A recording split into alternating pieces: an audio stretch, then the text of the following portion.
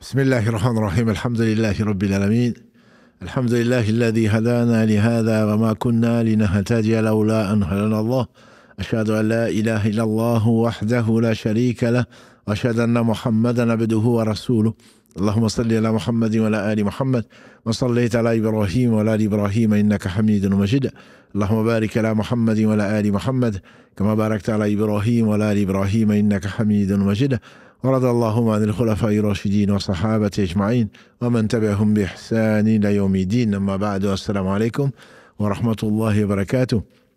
Mes sœurs, mes frères, les louanges, les remerciements, les éloges ne sirent qu'aux vivants qui ne meurent pas. Je nomme Allah, le premier qui n'a pas de début, le dernier qui n'a pas de fin, l'apparent, le dominant sur toutes choses, le subtil, le bien informé. Nous le louons, nous revenons vers lui repentant, nous lui demandons protection contre les conséquences de nos péchés. Et lui seul en sait le nombre et les tendances de l'âme, et l'âme certainement ordonne le mal, hormis celle à qui Allah fait miséricorde. Celui qui le guide, nul ne saurait l'égarer, celui qui est privé de sa guidée, nul ne saurait lui montrer le droit chemin.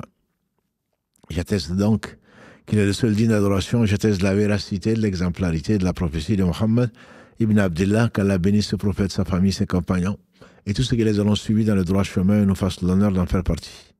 Bienvenue donc dans ce live préféré, l'islam au quotidien, qui tous les lundis essaye de répondre d'abord aux quiz, aux questions du quiz, et ensuite dans un second temps à vos questions que vous posez, que vous avez déjà posées dans la semaine, notamment ces derniers jours, sur les différents réseaux et auxquels vous attendez des réponses. Il y a bien entendu également la possibilité de téléphoner en direct. Karim, Inch'Allah, vous ferez attendre, mais ce n'est pas la peine de téléphoner avant, en tout cas, la réponse du quiz et l'introduction qu'on fera tout à l'heure, donc pas avant 21h30. Barakallahu fikum, de ne pas chercher à nous joindre, puisque de toute façon, on ne pourra pas décrocher votre appel. Ensuite, on va commencer par le quiz, c'est le dernier. Je suis désolé, Aïcha, je suis désolé. Les autres, c'est le dernier de cette année. On va arrêter, Inch'Allah, on va prendre une pause jusqu'au Ramadan, Inch'Allah. Et on va réviser les quiz et les réponses des quiz, parce que le plus important, je pense que chaque personne a besoin de se reposer. Et donc, on a appris ensemble, partager les bons moments avec les quiz pour les quelques mille et quelques pratiquement pour tous les quiz. On espère avoir éclairci certains points et que vous aurez, Inch'Allah, tous les jours. On va essayer de vous mettre les quiz et donc également la réponse le soir pour que vous exercez, que vous vérifiez que vous avez bien compris. Et ensuite, Inch'Allah, on pourra répondre aux questions peut-être qui ont été mal comprises ou revenir sur certains sujets. Donc aujourd'hui, ce sera, Inch'Allah, le dernier quiz sur un sujet très important, donc qui est le hadith. Et on a commencé la semaine dernière à enseigner qu'est-ce que c'est que le hadith, quelle différence y a-t-il entre le hadith dit Qudsi, divin, et le hadith prophétique, donc Nabawi. Et également, on a vu quelques types de hadiths. Aujourd'hui, le quiz qui vous est proposé, le deuxième du nom, il y a 50% quand même de réponses qui n'ont pas atteint la moyenne. Ce qui prouve très certainement l'opportunité de le faire et la nécessité également d'approfondir qu'est-ce que c'est que la sunna, notamment les hadiths, et sur laquelle l'islam est basé. Par conséquent, on va essayer de passer un petit moment pour essayer de comprendre pourquoi ces choses ne sont pas claires pour beaucoup de frères et beaucoup de sœurs. Et en particulier, on sait qu'aujourd'hui, avec les réseaux sociaux, il y a une diffusion d'un égarement qui est ce qu'on appelle les coranistes, qui ne croient qu'au Coran, disent-ils, et qui n'ont rien à voir avec l'islam. Et qui sont des gens qui appellent au mal et qui se mettent dans leur lit pour prier parce qu'ils ne sauraient pas le faire autrement, puisque entre le recours et le soujoud et le reste, ils ne savent pas comment il faut le faire, quand est-ce qu'il faut le faire, que faut-il dire dans la prière, tout ceci. Pour eux, l'important, c'est le cœur, bien sûr.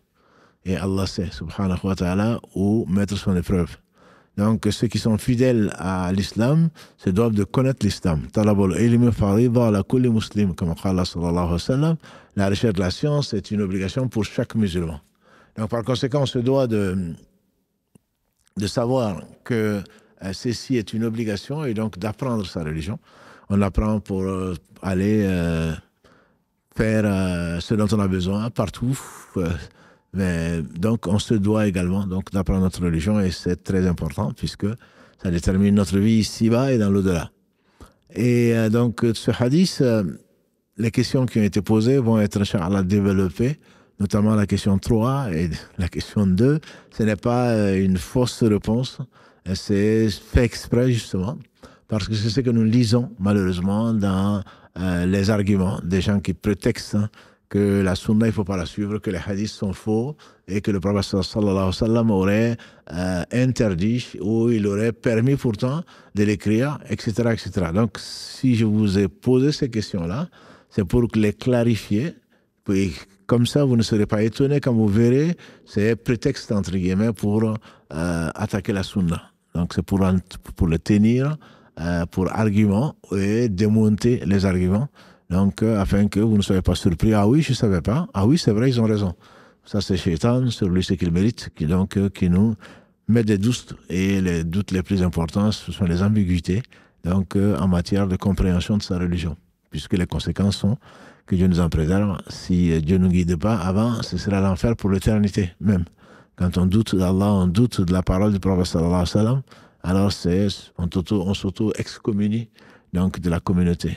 Et alhamdulillah, les gens ont l'esprit simple, mais le cœur pur, n'ont pas ces ambiguïtés-là. Allah subhanahu wa ta'ala leur donne les moyens, au travers du dhikr, au travers de la certitude qu'il leur donne, donc les moyens de lutter contre ces ambiguïtés, les autres maladies du cœur étant dues donc, aux passions. Mais les ambiguïtés sont bien plus difficiles à chasser, et on ne peut les chasser que par la science. Et donc, je vous félicite pour la rechercher et qu'Allah subhanahu wa ta'ala nous utilise dans l'enseignement et la recherche de la science, comme l'a dit le prophète sallallahu alayhi wa sallam, ala dunya mal'ounatun, mal'ounun ma fiha illa dhikra Allahi wa ma wala wa aliman wa muta'alliman.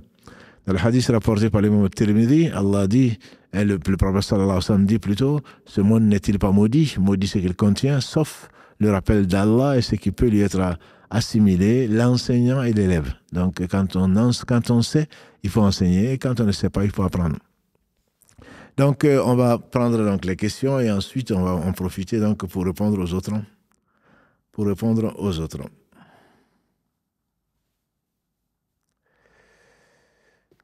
Donc, vous êtes actuellement 1150 à avoir répondu. La moyenne est de 10 sur 20. Et ce n'est pas un problème, ce n'est pas sur ça qu'on sera interrogé au jour du jugement dernier. Alhamdulillah, qu'Allah nous donne plus que la moyenne à ce jour-là. Les questions donc générales, fréquemment des erreurs, c'est la première question. La 3, la 4, la 5 et la 10. On va prendre la première. Certains hadiths ont été mis par écrit sur l'ordre du prophète sallallahu alayhi wa sallam, oui ou non? Oui. Ils ont été mis par écrit sur l'ordre du prophète sallallahu alayhi wa sallam. Ça, vous avez été moins de 50%. 48% à avoir juste. Effectivement, le prophète alayhi wa sallam, entre autres, ce hadith qui est authentique et qui a fait l'objet pendant le pèlerinage du prophète sallallahu alayhi wa sallam. Il y a Abu Shah, facile à retenir. Abu Shah, donc un Yéménite, qui a entendu le prophète sallallahu alayhi wa sallam le sermon à la Mecque, à l'année donc du Fath, à l'année donc de l'ouverture, de la victoire, de la vérité sur l'ignorance, sur le polythéisme. Et donc, pendant cette année-là, qui était l'année 9, et le prophète sallallahu alayhi wa sallam est décédé l'année 10, donc juste l'année d'avant sa mort, sallallahu alayhi wa sallam, comme il était illettré, il ne savait ni lire ni écrire. Il demanda au prophète sallallahu alayhi wa sallam qu'on lui mette par écrit donc une partie de ce discours-là. Et le prophète sallallahu alayhi wa sallam ordonna à ses compagnons de le faire. Donc ça c'est un hadith qui est authentique et qui a été rapporté par les deux références en la matière de hadith, l'imam al-Bukhari et son élève l'imam Muslim, qu'Allah leur fasse tous miséricorde. Donc ça c'est la preuve qu'il a dit écrivez ça. Il y a également bien d'autres hadiths sur l'ordre du prophète sallallahu alayhi wa sallam quand il est arrivé à Madina. Ce qui est connu, qui est réputé pour être la première constitution du monde, je dirais. Quand il est arrivé à Madina, il y avait 3 tribus juives. Et il y avait les croyants, entre les Haus et les Khazraj. Et donc il a fait une constitution, un pacte, un contrat, et en plusieurs points. Donc il a dicté et ils ont écrit cela. Ils ont écrit ça sur l'ordre du prophète sallallahu alayhi wa sallam, comme quoi la communauté musulmane, les croyants parmi les musulmans étaient une communauté, les croyants parmi les juifs étaient une communauté, et qui devaient défendre la cause commune à Madina s'ils étaient attaqués, etc., etc. Donc c'était un contrat et c'était écrit sur l'ordre du prophète sallallahu alayhi wa sallam. À Hudaybiyah également, en l'année 5 de l'Égypte, quand Allah les avait prouvés pour un très grand bien qu'il appelle la victoire, Al-Fath, dans la sourate 48, dans le verset 1, Allah subhanahu wa ta'ala a dit qu'il a accordé au prophète sallallahu alayhi wa sallam une grande victoire. Inna fatahana laka fathan mubina. On t'a accordé une victoire éclatante. Et c'est en fait, c'était le fait qu'ils voulaient y aller, on les a empêchés d'y aller à quelques lieues de la Mecque. Et finalement, donc Qaswa, la chamelle s'est braquée là, il n'a pas voulu partir. Dans ces entrefaits, donc les Quraysh sont venus en leur interdisant de faire la Umrah cette année-là, et un certain nombre de conditions, dont pendant 10 ans, il y a une paix qu'ils ont signée. Et donc on a dit à Ali, radiallahu ta'ala, d'écrire. Le prophète sallam dit, ça c'est entre Suhail, donc le représentant des Quraysh, et Muhammad Rasulullah sallallahu alayhi wa sallam. Il a écrit, et Suhail dit non. Dit simplement Muhammad ibn Abdallah, puisque si on reconnaissait que tu étais prophète, on n'aurait très certainement pas, on n'aurait pas fait la guerre. Il a dit à Ali d'effacer. Bon, et donc les 4 points qu'on reverra, Inch'Allah, dans les joyaux de la prophétie, notre live donc du samedi actuellement, notre série, et donc il a écrit. Et il y a également d'autres choses qu'il a dictées, et je ne vais pas rentrer dans les détails. Il a effectivement, pour répondre à la première question, il a, sallallahu alayhi wa sallam, dicté, donc sur l'ordre du prophète sallallahu alayhi wa sallam, écrit ceci, ils ont écrit, puisque lui-même, comme Allah le dit, subhanahu wa ta'ala, dans la sourate Al-Ankabut, dans la sourate 29, verset 48, il ne savait ni lire, avant cela, tu ne savais pas écrire ta droite. Donc il ne savait ni lire, ni écrire, sallallahu alayhi wa sallam. Question 2. Le messager béni d'Allah a été informé de la mise à l'écrit de hadith à l'interdire. Donc, vous avez été 53% à dire oui, et d'autres ont dit non. Et en fait, oui, effectivement, il a été mis au courant. Abdallah ibn Amr, qui est connu pour être l'un des rares jeunes, et il est rentré dans l'islam avant son père, Abdallah ibn Amr ibn As, radiallahu anhu. Son père n'est rentré qu'après l'Égypte, alors que lui était déjà musulman, et il a fait l'émigration. Abdallah ibn Amr ibn As a dit à Rasulallah, sallallahu alayhi wa sallam, au messager d'Allah, j'entends de ta part des choses que j'écris. Il a dit d'accord. Et Abdallah a dit, mais dans la colère et dans la satisfaction, quel que soit ton état, il a dit d'accord, car dans les deux cas, je ne dis que la vérité. Sallallahu alayhi wa sallam, hadith rapporté par l'imam Abu Daoud et également Al-Bayhaqi, qu'Allah leur fasse miséricorde. Abu Huraira disait également, comme pour confirmer ce hadith, aucun compagnon ne mémorisait du messager d'Allah sallallahu alayhi wa sallam plus que moi, sauf Abdallah ibn Amr, car lui il écrivait et pas moi.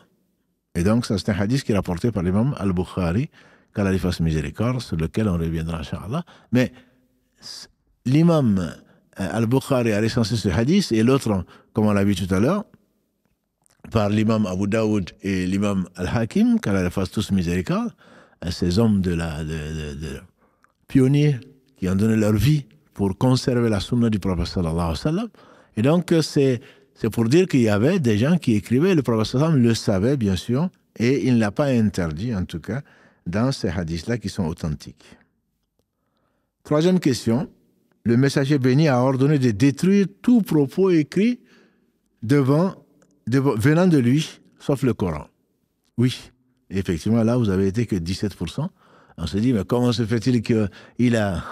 Mais c'est fait exprès, je vous dis, c'est pas un jeu, c'est pas un piège non plus, c'est pour vraiment traiter la question, parce que les ennemis d'eux-mêmes, ennemis d'Allah, parce qu'ils sont ennemis de la sunna du prophète sallallahu alayhi wa sallam, ils prétextent, c'est l'un des 30 prétextes, le premier d'ailleurs, traité, et je vous donnerai, Inch'Allah, la référence tout à l'heure, on l'avait déjà donné avant, mais je vais vous donner la référence tout à l'heure, Inch'Allah, d'un livre écrit, un petit livre, écrit donc, qui cite 30 prétextes, et pour les démonter, pour donner leurs pseudo-arguments, qui ne sont que des prétextes, et la réponse. Donc, dans cette troisième question, Les ennemis d'Allah, ennemis d'eux-mêmes, ils disent le messager d'Allah sallallahu alayhi wa sallam a ordonné de détruire tout propos écrit devant lui, sauf le Coran. Venant de lui, sauf du Coran. Effectivement, il y a Abu Saïd al-Khudri, Kalalagré, dans ce qui a été rapporté par l'imam Muslim, donc dans son Sahih, donc c'est un hadith qui est authentique. Il est authentique, il a dit « N'écrivez rien de moi que celui qui a écrit autre que moi l'efface ». C'est un hadith qui est authentique. Et il y a un autre hadith de Abu Huraira qui va dans le même sens, mais comment réconcilier donc le fait qu'Abdallah ibn Amr dit au prophète sallallahu alayhi wa sallam qu'il écrivait, et est-ce qu'il faut qu'il n'écrive que quand il est satisfait et pas quand il est en colère. On sait qu'il ne se mettait en colère que pour Allah subhanahu wa ta'ala, et que même, comme il a dit, même en colère, il disait la vérité. Et ce hadith de Abu Saïd al-Khudri rapporté, lui, par l'imam Muslim. Donc ici, les savants disent en fait deux choses. La semaine dernière, on a vu, si vous en souvenez, que le hadith peut abroger le hadith. C'est l'exemple qu'on a pris, c'est que je vous avais interdit de visiter les cimetières, maintenant visitez-les, ça vous rappelle la mort. Donc ça prouve bien que c'est quelque chose qui est venu, qui vient abroger une sentence précédente par miséricorde d'Allah subhanahu wa ta'ala. C'est pour cela, entre autres, ceux qui se prennent pour ceux qui ne sont pas, ont intérêt à connaître au moins quels sont là. Non, c'est un hadith. Non, le hadith, il est authentique, oui. Mais est-ce que le hadith, il est valable? Est-ce qu'il n'a pas été abrogé par un autre qui est authentique? Est-ce que c'est pas un hadith qui est chaz, donc, ou gharib? Parce que les savants trouvent des hadiths qui sont plus forts, dans quel contexte il a été émis, etc., etc. Donc il faut être savant pour parler, et surtout craindre Allah subhanahu wa ta'ala, pour parler de sa religion, et notamment des paroles du prophète sallallahu alayhi wa sallam, de qui on prend. Et que Allah a conservé, subhanahu wa ta'ala, tant le Coran que la Sunna, en suscitant, en créant et en bénissant des gens qui ont passé leur vie donc à transmettre et surtout à défendre donc cette Sunna-là. En réalité, donc, disais-je, Abu Saïd al-Khudri a bien dit le hadith, il est authentique. Abu Huraira, et de même que Abdallah ibn Amr ibn As, ont dit que le prophète savait qu'ils écrivaient, il n'a pas interdit. On a vu que dans l'année 9, l'avant-dernière année de sa mort, de sa vie, il a dit d'écrire. Donc, alhamdoulilah, ce n'est pas contradictoire. Les meilleurs d'entre nous, c'est ceux qui arrivent à comprendre, à qui Allah a donné la capacité de comprendre et de concilier. En fait, ce qu'ils disent, c'est que le hadith Abu Saïd al-Khudri, ça soit s'adresser à des gens, n'écrivez rien de moi parce qu'il était en train de... Et des gens qui venaient de rentrer dans l'islam, ou c'était au début de l'islam, où les gens ne connaissaient pas le Coran était révélé, au début, il a interdit d'écrire tout ce qui venait de lui, et donc de se consacrer au Coran.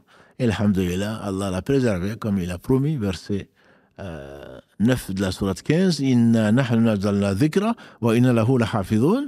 C'est nous qui avons fait descendre le rappel, c'est-à-dire le Coran, et c'est nous qui nous chargeons donc de le conserver, ce qui est le cas, dans le cœur des hommes et des femmes, qui sont ceux que Allah a préservés et qu'il a choisis, et également dans un livre qu'on appelle le Coran.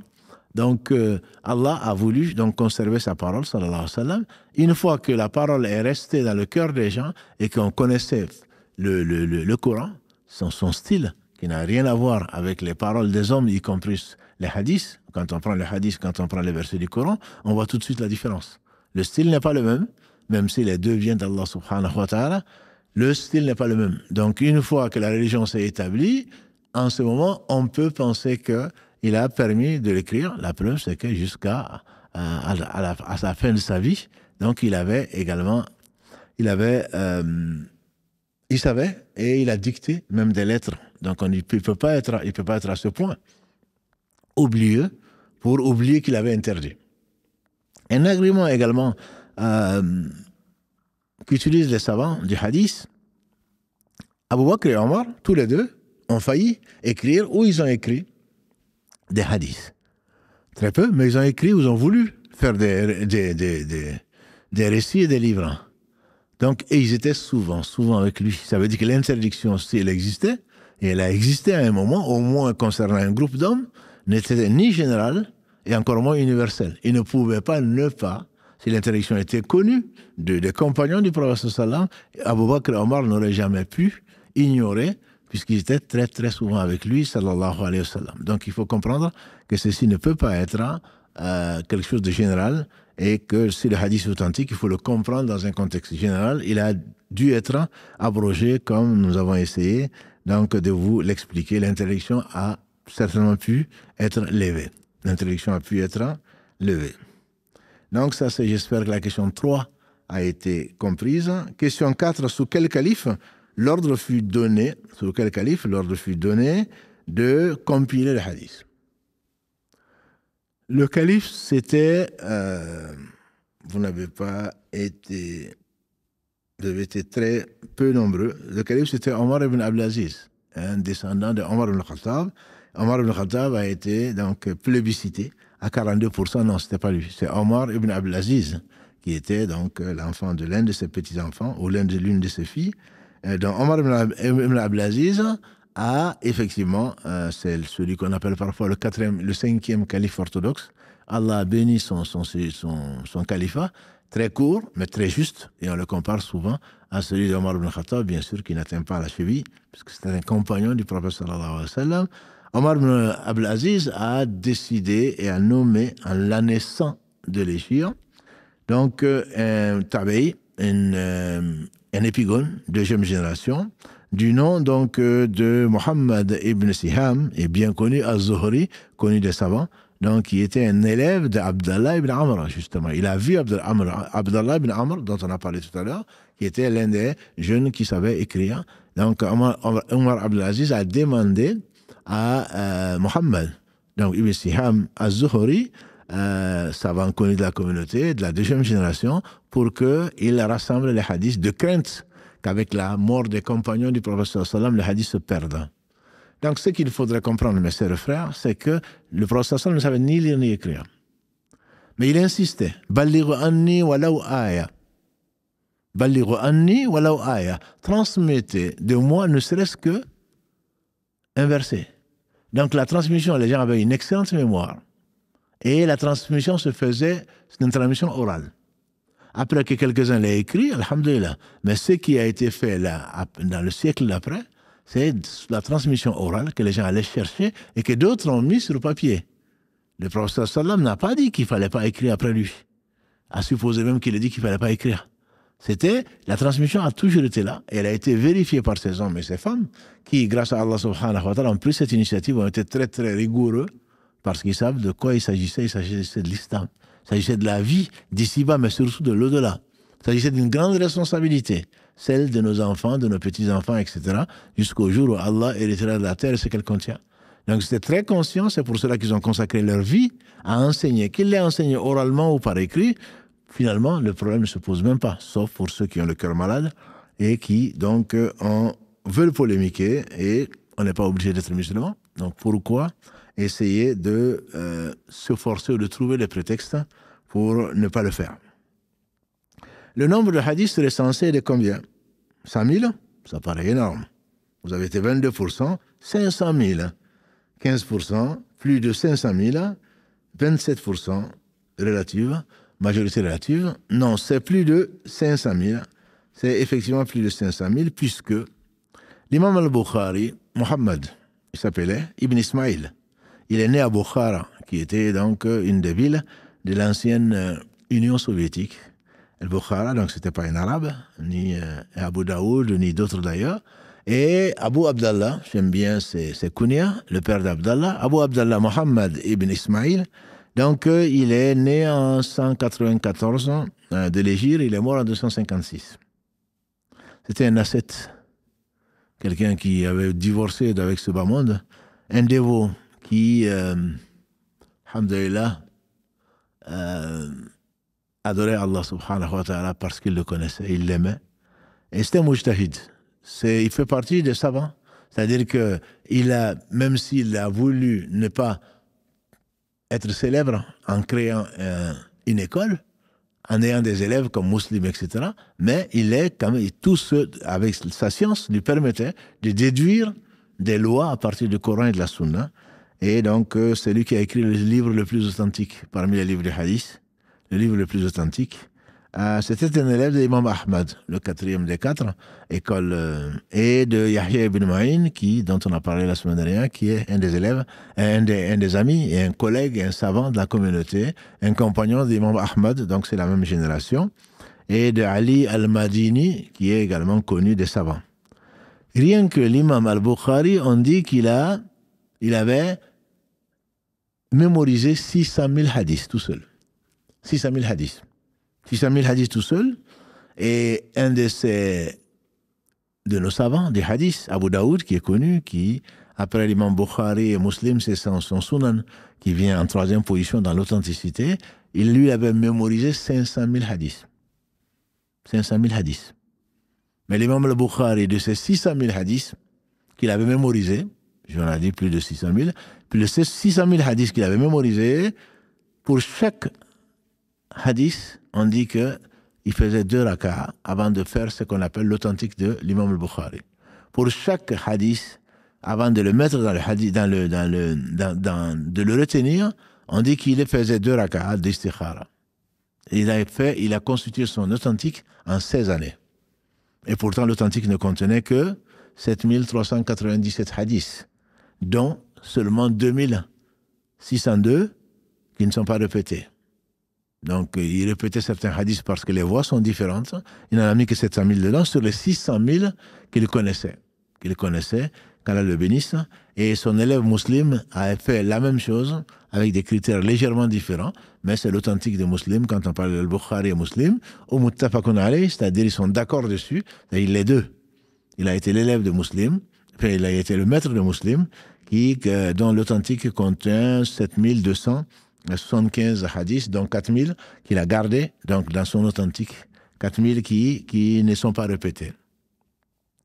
Et donc ça, ce sont des hommes, et on dit qu'il s'est vu en rêve pour rentrer dans le domaine du hadith, il s'est vu en rêve il a vu le prophète sallallahu alayhi wa sallam, plutôt il a vu en rêve, et il y a des mouches qui se mettaient sur lui, sur son corps, et lui il a été chargé de prendre de l'éventail pour chasser les mouches. Et effectivement, ces mouches sont très nombreuses et sont de plus en plus grosses aujourd'hui avec les réseaux sociaux. Mais à l'époque déjà, ils ont menti sur le prophète sallallahu alayhi wa sallam. Donc Allah l'a chargé, entre autres hommes, Allah l'a élu, l'a chargé pour défendre sa religion. Il n'a besoin de personne. Une parenthèse, l'imam Ahmad, qui est le quatrième des quatre et qui est un des maîtres de l'imam al-Bukhari, on dit qu'il connaissait, qu'il avait retenu 750 000 hadiths. Pour nous, bien sûr, c'est prendre un hadith par cœur, c'est beaucoup. On connaît 10, très bien, 40 hadiths. Et celui qui retient 40 hadiths et qui les transmet, Allah lui assure ce qu'il lui assure, la félicité dans l'au-delà, donc c'est beaucoup. Et donc ceux-là, ce sont des hommes, 750 000 hadiths dans le cas d'Ahmad, 600 000 dans le cas d'Al-Bukhari, dans le cas d'Abu Daoud, 500 000. Voilà des hommes pour qui on espère vraiment le paradis. Ils ont passé leur vie à cela. Et pour la petite histoire, vous la connaissez peu probablement, on dit que l'imam Al-Bukhari a fait un voyage, un très long voyage, pour aller vérifier un hadith. Quand il est arrivé, il a demandé, il n'avait pas de temps à perdre, c'est pas comme nous. On s'ennuie, on tue le temps. L'imam Bukhari est arrivé de voyage, il a été directement chercher la personne, parce que, comme je vous l'avais dit la semaine dernière, lui, il ne prenait pas de hadith, un tel a dit, Karim a dit, c'est l'exemple que j'avais pris. Karim a dit, non. J'ai entendu Karim dire, ce qui veut dire que je l'ai entendu de sa bouche. Et j'ai entendu de mes oreilles. Pas que Karim a écrit ou qu'il a dit à quelqu'un qui finalement m'a dit que Karim a dit. Il fait des voyages de centaines de kilomètres à cheval. Il arrive directement dans la ville en question et il va chercher la personne était absente. Il a porté la personne absente, on dit qu'elle est partie au champ parce qu'elle travaillait. Au lieu de s'asseoir, se reposer, attendre que la personne vienne, tout ça c'est du temps perdu, il va directement voir la personne sur cette terre. Il lui passe le salam, il trouve la personne dans une position spéciale. Elle avait pris donc son habit, l'a replié, comme vous pouvez imaginer, avec ses deux mains, et il lui a passé le salam. L'homme lui a répondu, il a dit, qu'est-ce que tu as dans la partie cachée de ton habit? Il dit, je n'ai rien. Simplement, mon cheval a fui, Et je veux lui faire semblant que j'ai quelque chose pour que le cheval s'arrête et qu'il s'approche pensant qu'il y a de la nourriture dedans. Pensant qu'il y a de la nourriture dedans. Il a dit, alors j'étais venu te demander si tu avais entendu ce hadith de un tel, un tel, un tel, mais comme tu as menti, tu mens au cheval, je me suis dit que tu peux mentir à quelqu'un. Donc, il est reparti sans prendre le hadith. Sans prendre le hadith de cet homme. C'est pour dire l'intégrité et l'exigence des gens quand il s'agit de la religion. C'est tout à fait normal que j'essaie d'attraper par un artifice quelconque. C'est que j'ai perdu mon cheval et peut-être même que je ne vais pas le retrouver. Comment je vais rentrer à la maison et je ne sais quoi d'autre. Le cheval s'est enfui, mais ce n'est pas un prétexte pour mentir. Et vous vous rappelez certainement que Héraclius a dit à Abu Sufyan, est-ce que cet homme a menti avant la révélation? Il a dit non. Il a dit, je me suis dit, celui qui ne ment pas aux hommes ne va pas mentir sur Dieu. Quand tu commences à jouer, à mentir aux hommes, qu'est-ce qui nous assure que tu ne vas pas mentir sur Dieu, que tu vas pas mentir sur son prophète sallallahu alayhi wa sallam? Voilà toute la beauté du hadith, si seulement les ignorants pouvaient se taire ou alors apprendre, plutôt que de mentir donc sur le prophète sallallahu alayhi wa sallam. Et on verra dans le reste du hadith ce qu'il a dit à propos donc des gens qui ont menti sur son compte. Hadith numéro, question numéro 5, donc, c'était le nombre de hadiths. Numéro 6, l'homme qui a rapporté le plus de hadiths authentiques. Donc, c'est qui? Abu Huraira, Anas ibn Malik. Vous avez été très nombreux, 70% à dire que c'est Abu Huraira. Effectivement, c'est lui. Abu Huraira, il a rapporté ce qui a été consigné quand on a tout compté. Il a rapporté en réalité 5374 hadiths. C'est lui qui a rapporté le plus de hadiths du prophète sallallahu alayhi wa sallam. Pourtant, il n'a vécu avec le prophète sallallahu alayhi wa sallam que 3 ans. Il est rentré dans l'islam en année 7. Il était quelqu'un qui était dévoué à la cause de l'islam et il vivait dans la mosquée, dans la soufa, l'arrière de la mosquée, avec quelques-uns, quelques pauvres. Il vivait là-bas. Les gens leur amenaient ce qu'ils pouvaient leur amener. Il était toujours avec le prophète sallallahu alayhi wa sallam. Il a dit au prophète sallallahu alayhi wa sallam, tu dis beaucoup de choses et moi j'oublie. Le prophète sallallahu alayhi wa sallam dit, tends ton habit. Il a tendu l'habit. Le prophète sallallahu alayhi wa sallam a fait des invocations. Il a dit, reprends ton habit. Et il a remis son habit sur lui. Il dit, depuis, je n'ai plus jamais oublié un seul hadith. S'il n'a rapporté que 5374, c'est ce qu'Allah a voulu. Il en a entendu certainement plus. Et Abu Huraira, il dit, comme je vous l'ai dit tout à l'heure, vous dites qu'Abu Huraira rapporte beaucoup de hadiths, alors que les gens, quand ils allaient vaquer à leurs occupations, au marché, etc., moi j'étais avec le prophète sallallahu alayhi wa sallam. Donc il a entendu, Allah l'a béni, malgré le fait qu'il est rentré tard dans l'islam, relativement par rapport aux autres, bien sûr, et il a rapporté tant de hadiths. Et Marwan ibn Hakam, un calife de l'époque, a voulu le tester sa mémoire. Il a dit au secrétaire, Abu Huraira, raconte-moi des hadiths. Il lui a raconté un certain nombre de hadiths. Et son secrétaire était derrière lui, il a pris des notes. 1 an après, il a convoqué. Il a dit, est-ce que tu peux me rapporter les hadiths que tu avais rapportés l'année dernière? Et le secrétaire vérifiait. Il n'a pas changé un seul mot de ce qu'il avait dit il y a 1 an. Nous, on est incapable, entre un live et un autre, que dis-je, dans une conversation, qu'est-ce que tu avais dit? Et on va donner le sens et peut-être même se tromper sur ce qu'on a dit. 1 an après, c'était gravé encore sur sa mémoire. Ça, ce sont des hommes qu'Allah a choisis. Ça lui est facile. Hein? Il a créé les anges, il n'en a pas besoin. C'est des hommes qu'Allah a choisis. On dit que Al-Bukhari, qui est donc bien après Abu Huraira, Al-Bukhari, on dit qu'il suffisait qu'il regarde une chose pour la retenir. C'est étonnant, 600 000 hadiths, mais c'est étonnant pour nous. Aujourd'hui, quand on parle de surdoués qui sortent des classes, il est vraiment doué. Et non, à côté de ça, ils ne sont pas. On dit que l'imam Nawawi, quand il fasse miséricorde, on dit qu'il avait appris le Coran entier, il avait 7 ans. L'imam Shafi'i, on dit qu'il a appris le Coran entier, il avait 10 ans. Et que quand il ouvrait le Coran, il fallait qu'il cache la page de gauche quand il ouvrait, pour ne pas la prendre avant la page de droite. En tout cas, il y a des gens qui ont une excellente mémoire, et grâce à Allah subhanahu wa ta'ala, sur laquelle, bien sûr, ils seront interrogés, est-ce qu'ils l'ont utilisé à bon escient, ou est-ce qu'ils en ont profité pour abuser des gens, pour gagner de l'argent?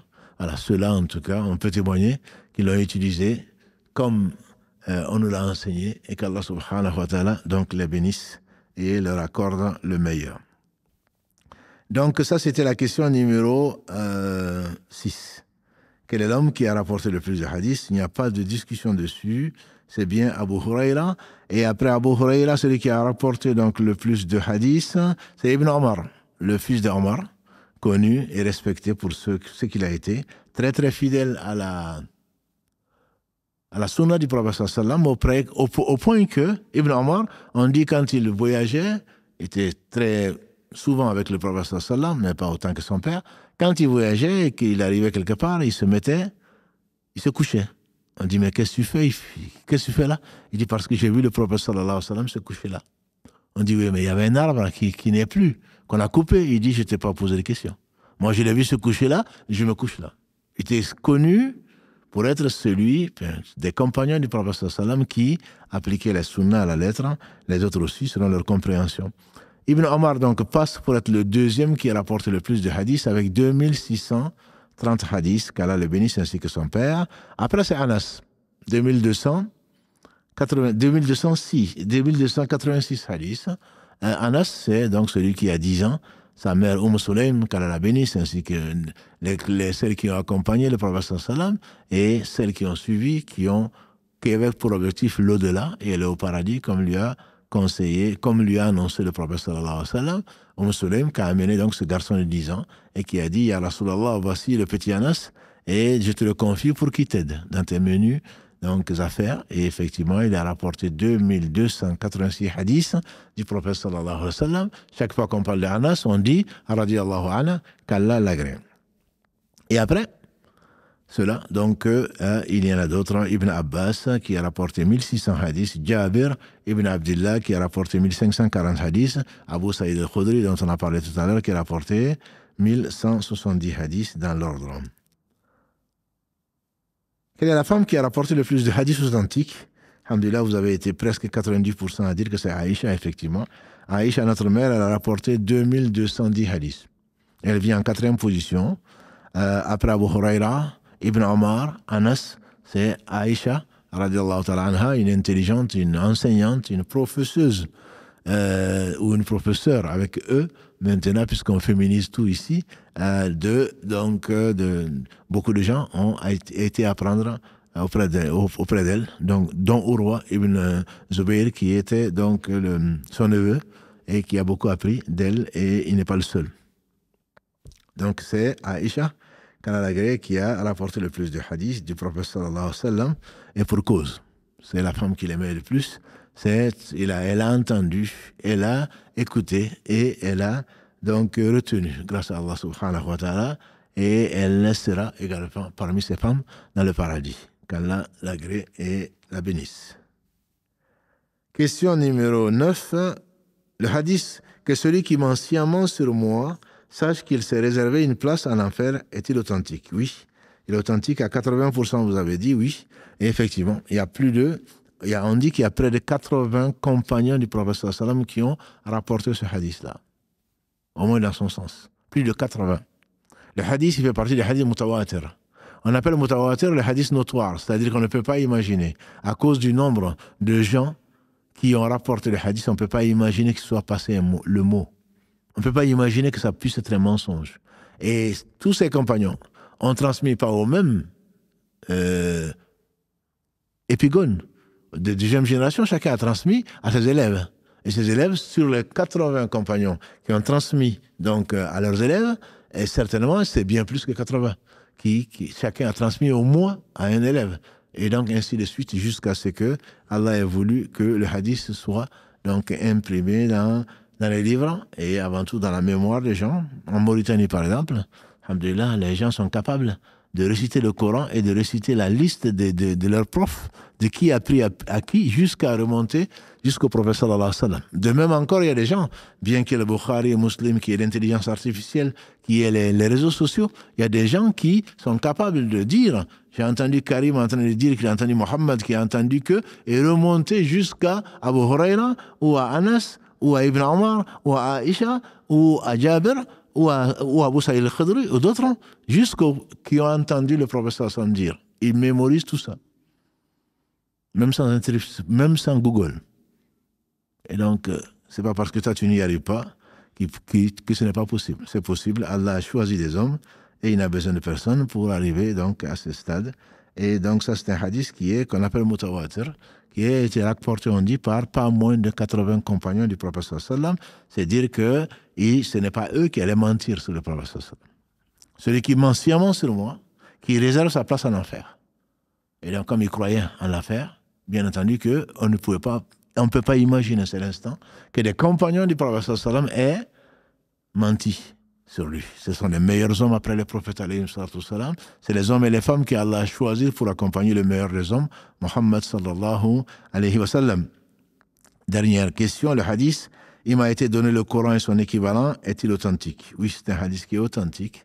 Et le prophète sallallahu alayhi wa sallam a dit dans différentes versions, il viendra des gens qui voteraient dans leur fauteuil ou dans leur divan, diront entre vous et nous, c'est le Coran. Ce qu'on trouve dans le Coran, c'est bon. Le reste, on ne compte pas. Il dit, il m'a été donné le Coran et l'équivalent. Et donc ça, ce sont les coranistes d'aujourd'hui et ceux d'avant aussi, donc qui disent qu'ils ne croient pas à ce qui a été transmis du prophète. Ils ne peuvent pas dire bien sûr qu'ils ne croient pas au prophète, sinon ce ne seraient plus musulmans.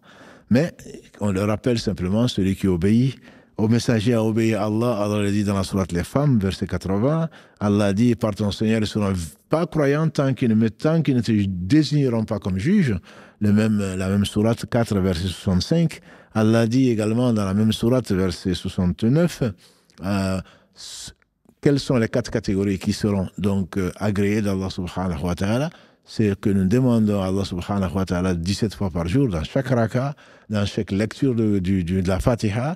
Ce sont les gens donc qui ont obéi à Allah et au messager. On ne distingue pas les deux. Quand je ne distingue pas, celui qui obéit à Allah refuse d'obéir au messager sallallahu alayhi wa sallam, Allah ne l'accepte pas. Celui qui fait la prière et qui refuse de donner la zakat, Allah n'accepte pas. Celui qui obéit à Allah et désobéit à ses parents, Allah n'accepte pas, bien sûr. Dans ceux qui ne désobéissent pas à Allah subhanahu wa ta'ala, ce sont 2 choses qui resteront collées, qui seront couplées jusqu'au jour du jugement dernier. Le Coran, comme il a dit, je vous laisse 2 choses. Si vous les suivez, jamais vous ne serez égarés. Le livre d'Allah et ma sunna. Qu'Allah bénisse donc ce prophète, sa famille, ses compagnons. Tous ceux qui les auront suivis dans le droit chemin nous fassent l'honneur d'en faire partie. On espère, alhamdoulilah, au travers donc, de cet enseignement ou de cette révision, que nous avons retenu l'essentiel. Je vous disais donc que c'est le dernier quiz, en tout cas, pas de l'année, puisque notre année, on est en 1446, et donc on a encore quelques temps avant d'arriver à Ramadan. Donc bientôt Rajab et ensuite Sha'ban et ensuite Ramadan, 2 mois et quelques. Mais on va, Inch'Allah, prendre une pause à partir d'aujourd'hui et continuer les quiz quand Allah le voudra. Mais vous avez demandé la semaine dernière, Karim l'a transmis, donc des livres et de références. Je commencerai par ce qui nous intéresse, pas pour polémiquer. Il s'agit de celui-là. Donc, il s'appelle 30 prétextes pour rejeter la sunna. 30 prétextes pour rejeter la sunna du cheikh, donc, Abdallah al-Mat'ani, qui est né en 1939, donc, en Égypte, et qui est mort, qu'Allah lui fasse miséricorde, en 2008. Qu'Allah lui fasse miséricorde. Donc, 30 prétextes. Et vous allez voir que le premier prétexte, justement, qu'il a traité, parle de ce qu'on a parlé aujourd'hui, à savoir que le prophète sallam a interdit d'écrire les hadiths, donc les hadiths qui sont là. Non, il n'a pas interdit d'apprendre les hadiths. Le fait, il n'a pas interdit d'écrire les hadiths. La preuve, c'est que des gens l'ont écrit, ils le savaient. Donc, c'est la subtilité pour laquelle je vous avais posé cette question. Il y a un livre que je conseille aux coranistes et que je conseille également à vous-même, puisque vous avez demandé des références. C'est juste sur la terminologie du hadith. C'est le Cheikh Uthaymin, qu'Allah lui fasse miséricorde. Donc, il est décédé dans les années 2000. Il expose donc dans ce livre la terminologie du hadith de façon claire et méthodologique, même si c'est assez compliqué. C'est assez quand même compliqué. Ça s'appelle terminologie du hadith, donc dans l'édition Al-Hadith. Enfin, pour les plus courageux d'entre vous, il y a un livre qui est assez lourd, et donc qui est celui-là, les sciences du hadith. Si les coranistes avaient certainement lu et surtout compris ce livre ou l'équivalent, je pense qu'ils auraient prié comme il faut le faire. Ils auraient prié également pour les gens qui ont donné leur vie pour que l'on ait tous les hadiths. Et donc ça, c'est un très beau livre, mais qui demande du travail, alhamdulillah. Donc ceux qui vraiment veulent connaître pas mal de choses sur la science du hadith, ils le trouveront donc dans ce livre-là. Et qu'Allah bénisse votre temps et bénisse surtout nos savants qui ont passé leur vie donc à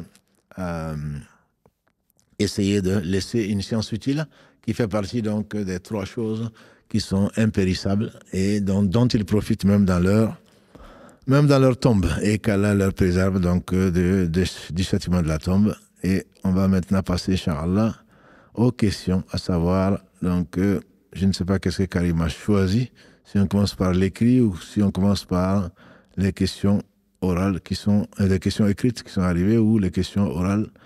C'est à lui de décider. Oui. Donc, on commence par vos questions en direct.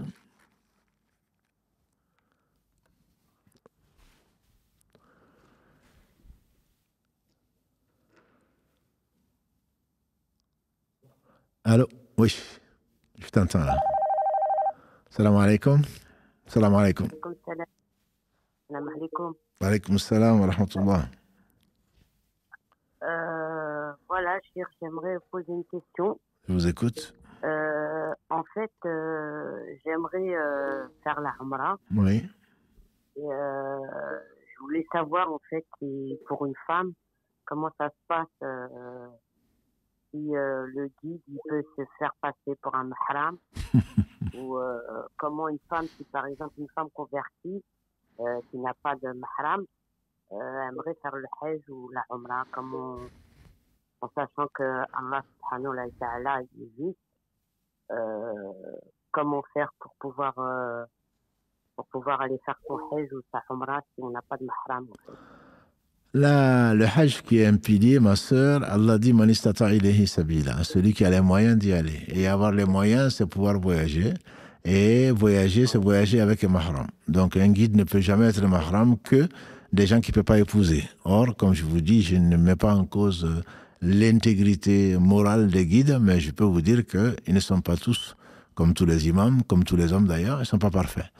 Donc non, les quatre écoles, l'avis majoritaire des quatre écoles, je précise, de Abu Hanifa, de Malik, de Shafi'i, de Ahmed, les quatre écoles, l'avis majoritaire, c'est que ça ne leur est pas obligatoire et ce n'est pas permis pour une umrah ou pour autre chose. Pour le hajj, c'est autre chose. Pour le hajj, il y a 2 écoles sur 4 qui disent qu'elle peut y aller avec, puisque c'est une obligation, et que les veuves du prophète sallam ont été accompagnées par des hommes, donc de Médine, un groupe d'hommes pieux. Simplement, ce qu'il faut aussi voir, c'est que les veuves du prophète sallam étaient nos mères. C'est pour ça qu'on les appelle nos mères. C'est le verset 6 de la sourate 33, parce qu'on ne peut pas les épouser. On ne peut pas épouser les femmes du prophète sallam après lui. Donc, ils étaient tous des mahrams vis-à-vis de ces femmes-là, et donc ils ne pouvaient pas les épouser, et par des groupes de compagnons du prophète sallam, donc pouvaient les accompagner. C'est ce qu'Allah a décrété après la mort du prophète sallam. Mais, quant à la Umrah, il y a effectivement un avis minoritaire qui existe parmi les savants anciens, mais surtout aujourd'hui, qui disent qu'elle peut le faire dans un groupe d'hommes. C'est un avis, mais comme la Umrah n'est pas une obligation, moi je ne conseille pas d'aller faire quelque chose qui serait qui fait l'objet de divergences, surtout pour une chose qui n'est pas obligatoire. Et celui qui veut faire une chose, qui a l'intention de le faire, Allah lui inscrit s'il ne peut pas le faire. Voilà. Donc si c'est vraiment la récompense de la Umrah que l'on veut et non le voyage, et non pour le mettre sur les réseaux sociaux, etc., comme quoi j'ai fait la Umrah, je suis une femme pieuse, Allah sait qui est pieux et qui ne l'est pas. Si c'est la récompense de la Umrah qui est demandée, Inch'Allah, la personne aura même sans aller à la Umrah. Barakallahu fik. Barakallahu fik, ma sœur. En ce qui concerne le hajj, c'est une personne qui est convertie, qui n'a pas de mahram. C'est ce que je vous ai répondu. J'ai dit que la Umrah, l'avis majoritaire des 4 écoles, c'est non. Et pour le hajj, il y a 2 écoles qui disent qu'on peut le faire dans un groupe d'hommes pieux. Voilà. Et 2 autres écoles qui disent non. Barakallahu fik. Allah yarfik. Ouais. Salam alaikum. Wa alaykum salam wa rahmatullah. Restant dans le domaine de la Umrah, il y a une tendance, c'est comme les réseaux sociaux, il y a une tendance à la Umrah. Et il y a des gens qui se font payer pour faire la Umrah pour les autres. Et donc, on m'a demandé de mettre en garde. La Umrah, on paye déjà assez aux différentes agences, etc. Souvent, les gens sont dans la Umrah, je vous assure, en train de faire le tawaf, et ils m'envoient des messages. J'ai dit, mais vous êtes à la Mecque, vous avez des savants à la Mecque. Pourquoi vous envoyez des messages? Sur quoi j'ai fait ceci, il est arrivé cela, j'ai fait ceci. La prière, tu as arrêté la prière pour demander à l'imam qu'est-ce qu'il faut faire? Le minimum, avant la science précède l'acte. Et donc, la Umrah, on a demandé au professeur Sallam, mon père voulait faire la Umrah. Il est malade ou il est décédé? Je le fais à sa place. Mais je ne connais pas un cas où on paye quelqu'un pour aller faire la Umrah, pour soi. La Umrah n'est pas une obligation. Je vais le faire pour mon père. Oui, très bien. Qu'Allah accepte. Et je vais le faire pour ma grand-mère et pour mon arrière-grand-mère et pour ma belle-mère, ce n'est pas une sunna. Le prophète n'a jamais fait 2 Umrah au cours d'un même voyage. Il en a fait 4 ans. Aucun compagnon, on a rapporté d'aucun compagnon qu'il ait fait 2 Umrah au cours d'un même voyage, même si c'est devenu maintenant une mode. Puisque j'ai payé 1 000 € ou 1000 et quelques, donc je vais amortir, je vais faire 4 Umrah. Ne sais-tu pas que si tu fais 2 raka'ah de salat duha, Allah te le compte comme si tu avais fait une Umrah. Ne sais-tu pas que si tu restes entre le Maghrib et l'Isha ou entre 2 prières, Allah te le compte comme si tu étais en prière tout le temps. Ne sais-tu pas que si tu viens à la mosquée pour apprendre et non rester sur les réseaux, Allah te le compte comme si tu viens pour cela, Allah te le compte comme si tu avais fait un pèlerinage et accepté. Ne sais-tu pas que si tu restes entre le Fajr jusqu'au lever du soleil, que tu fasses 2 raka'ah, Allah te le compte comme une Umrah et un Hajj accepté. Donc bon, je n'ai pas dit qu'il ne faut pas faire la Umrah. Pour ceux qui ont les moyens, il faut la faire. Mais il faudrait savoir pourquoi la faire et surtout pas en faire un business et aller faire la Umrah à la place des gens. Que tu aides les gens qui ne connaissent pas, il n'y en a pas à aller sans connaître. Mais des gens qui ont quelques difficultés, normalement, ils ont des guides. Mais s'ils partent seuls et que tu les accompagnes et que tu demandes un salaire pour cela, oui. Mais tu ne peux pas exiger de qui que ce soit d'aller faire une Umrah et le faire payer.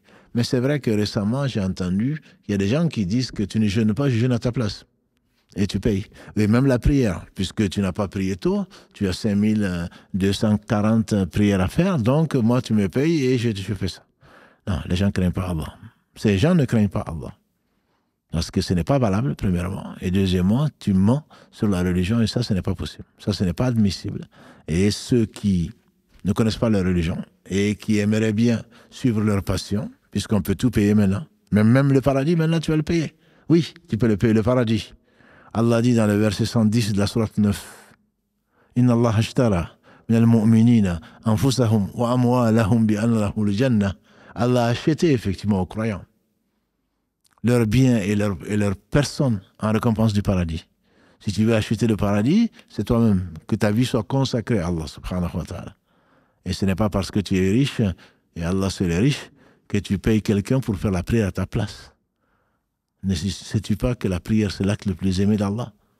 Donc que l'on craigne Allah et qu'on ne suive pas nos passions. Allô, salam alaikum. Wa alaikum salam, tonton David, salam alaikum. Salam wa barakatuh. J'espère que vous allez bien. Alhamdulillah. Alhamdulillah, qu'Allah vous protège, qu'Allah vous accorde le paradis, son jugement. Amin. Vous ainsi que Mohamed, le Mohamed et Karim. Karim, en tout cas, est là, parce qu'on a avec Karim les lundis et les mercredis. Oui.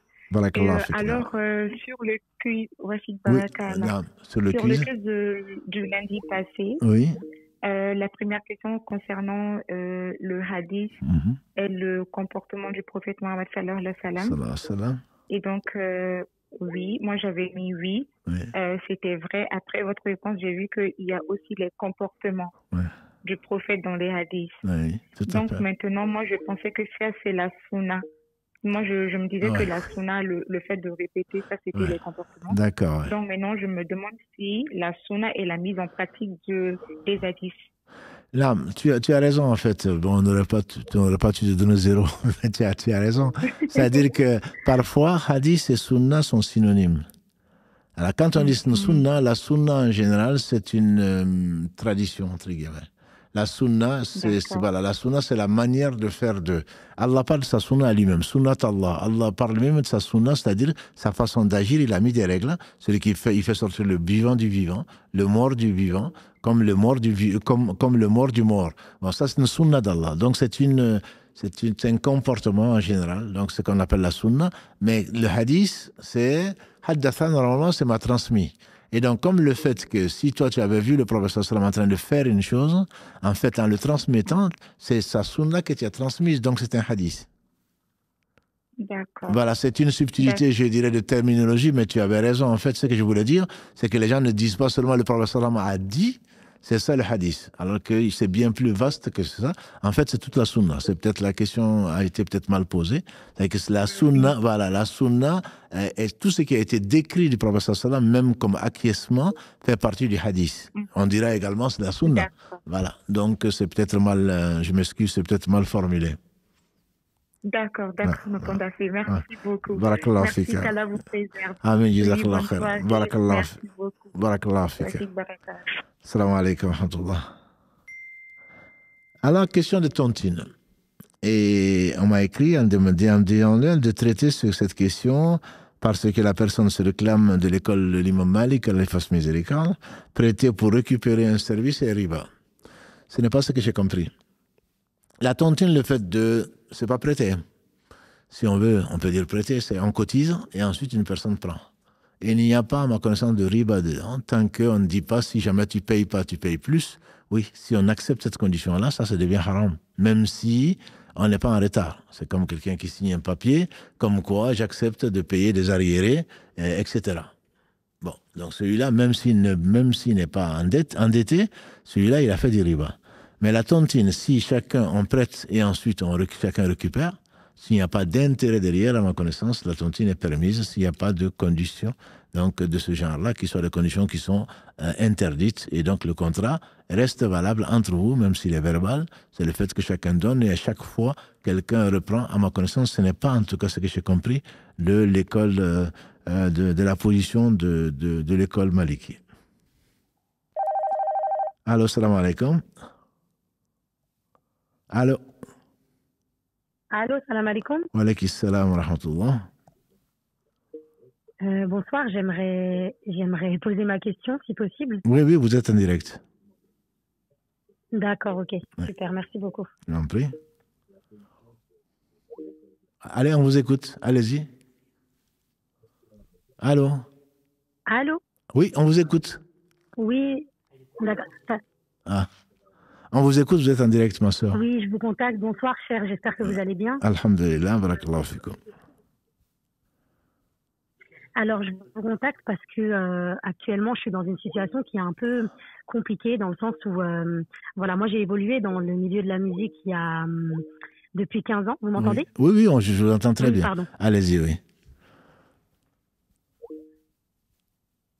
Et donc, j'évolue dans le milieu de la musique depuis 15 ans. Je me suis convertie il y a maintenant 1 an et demi. Alhamdulillah. Et en fait, j'ai eu l'occasion, alhamdulillah, de discuter avec une personne que vous avez rencontrée dans votre vie, qui a un peu avec laquelle je partage le même parcours et qui s'est convertie il y a maintenant 15 ans. Mm-hmm. Et en fait, voilà, je vais pas dire grâce parce que bon, moi, avant de me convertir, voilà, je savais pas que c'était haram, la musique, etc.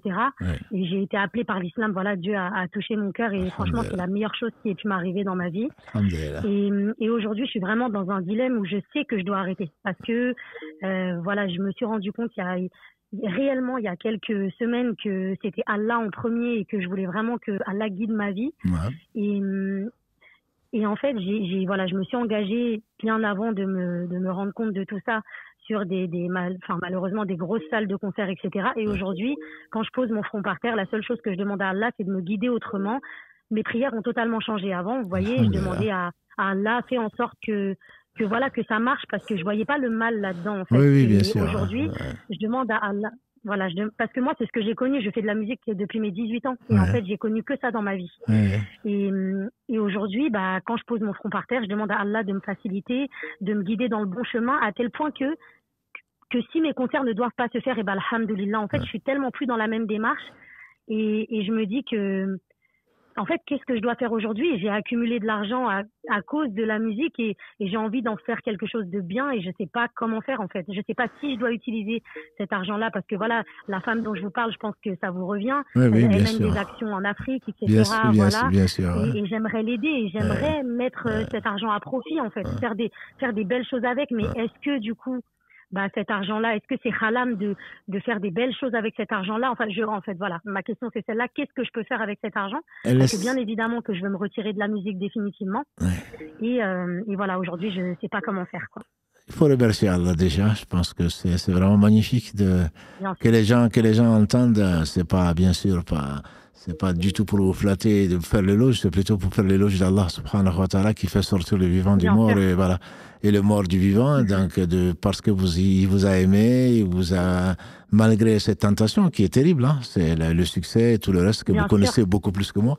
Voilà, donc c'est lui qui vous a guidé, c'est lui qui, comme vous dites, en mettant votre front par terre, maintenant votre objectif a changé. Voilà, et donc dans l'islam, il est bien entendu, il est interdit d'utiliser de l'interdit pour faire du bien. Et du bien, quand j'entends par là, pour donner à Allah. Par contre, ce qui est permis, et Allah certainement vous guidera vers le mieux, c'est comme cette sœur que nous aimons tous, a fait. Donc c'est vraiment, au lieu de gaspiller cet argent, c'est de l'utiliser pour le démunis. Pour les démunis, ça c'est permis. Ça c'est permis des actions, soit en Afrique, soit en Orient, soit en Occident. Et donc venir soutenir les causes aujourd'hui à Mayotte ou ailleurs, soutenir vraiment des causes où les gens ils ont tout perdu. Et c'est une façon de remercier Allah que de pouvoir se débarrasser de tout sauf de votre amour d'Allah. Si vous arrivez, grâce à Allah, à vous éloigner de ce bas monde, ce qui contient, vous aurez tout gagné. Vous aurez tout gagné et ça, ce n'est pas donné à tout le monde. Combien de gens, effectivement, ont trouvé des prétextes, ils ont trouvé des fatwas, ils ont trouvé plein de choses en disant oui, mais c'est pas grave, oui, mais tu savais pas.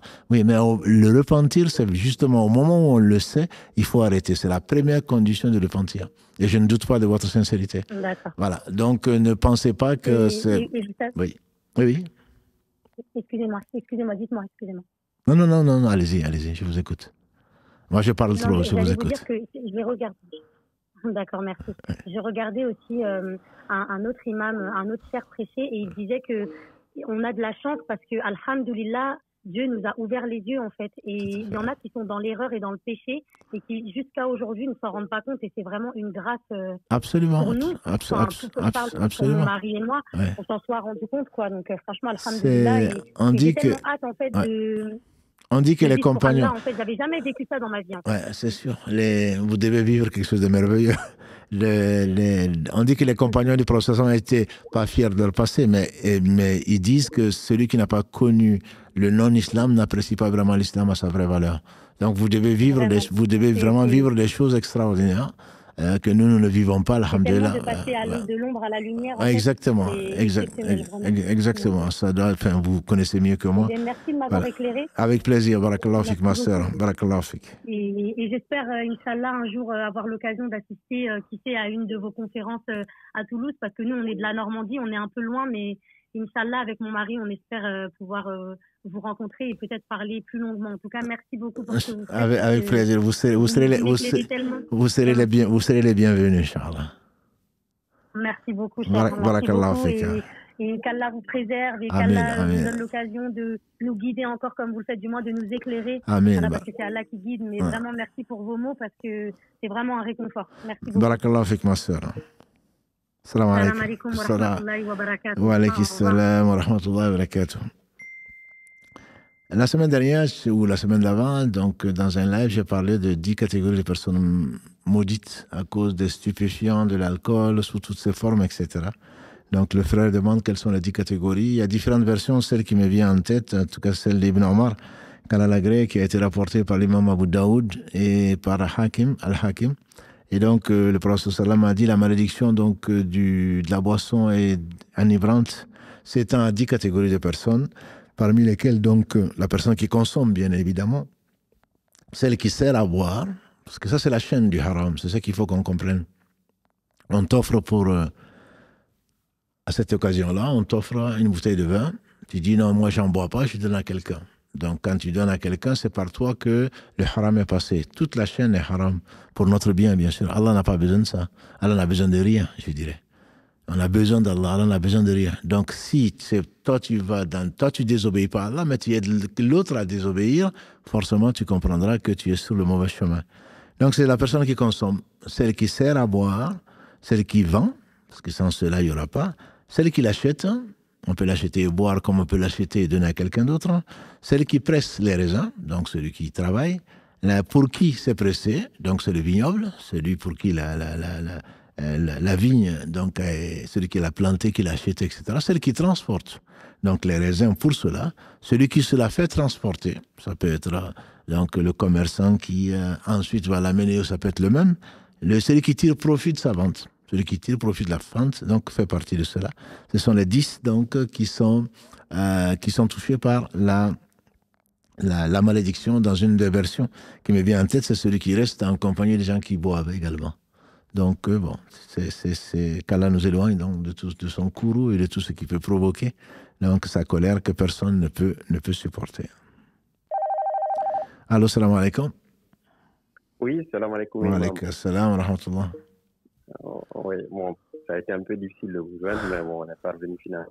Alors, nous avons beaucoup de questions pour vous. On a une question pour ce soir. Ah, une question. C'est une question par appel. D'accord, une question par appel. Donc, du coup, on va aller sur une question plus simple. Inch'Allah, c'est juste... Oui, je vous écoute. D'accord, pas de souci. Ouais. Et aussi, on aimerait savoir si vous avez... En fait, il y a un mail aussi pour peut-être pouvoir vous envoyer aussi, en fait, poser des questions par mail. Il y a un mail, c'est contact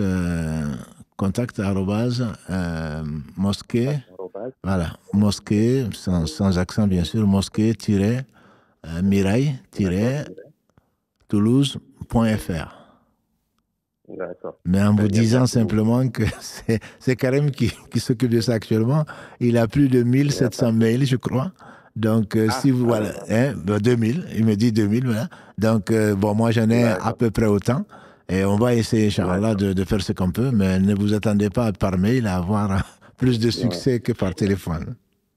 D'accord, ok, merci beaucoup. Avec plaisir. Alors, ma question porte un peu sur, disons, les jeux de hasard, mais moi, je dirais plutôt distraction. Je ne sais pas si les deux collent ou pas. En fait, les jeux de cartes et de Lido, par exemple.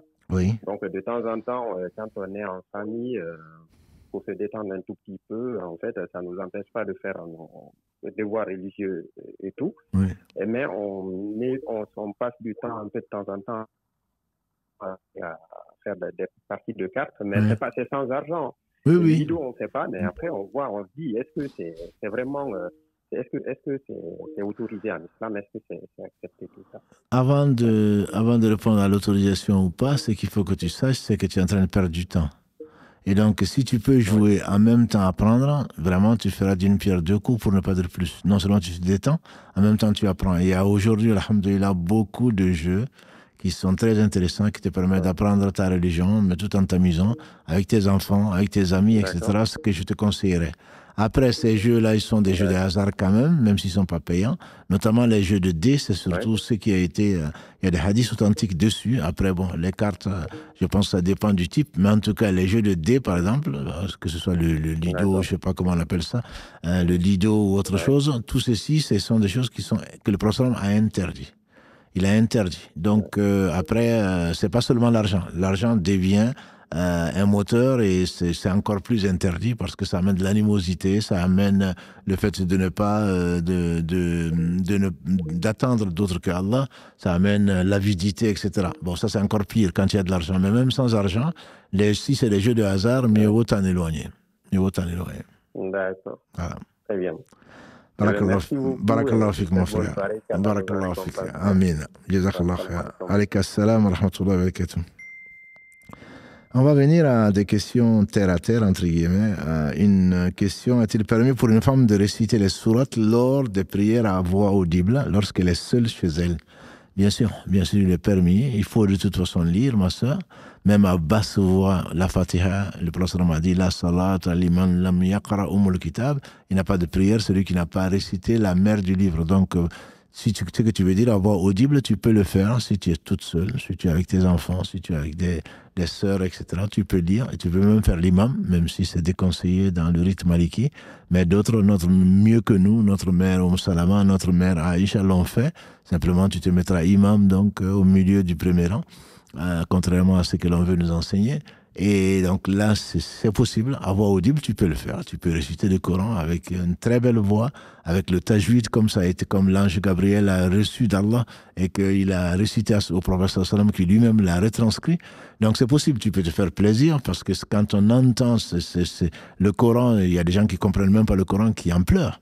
Voilà. Donc si tu as envie de vivre le Coran, c'est possible, mais à condition que ta voix ne soit pas un chemin que Satan utilise. Allah le dit dans la sourate 33, verset 32, aux femmes du prophète sallallahu alayhi wa sallam de ne pas utiliser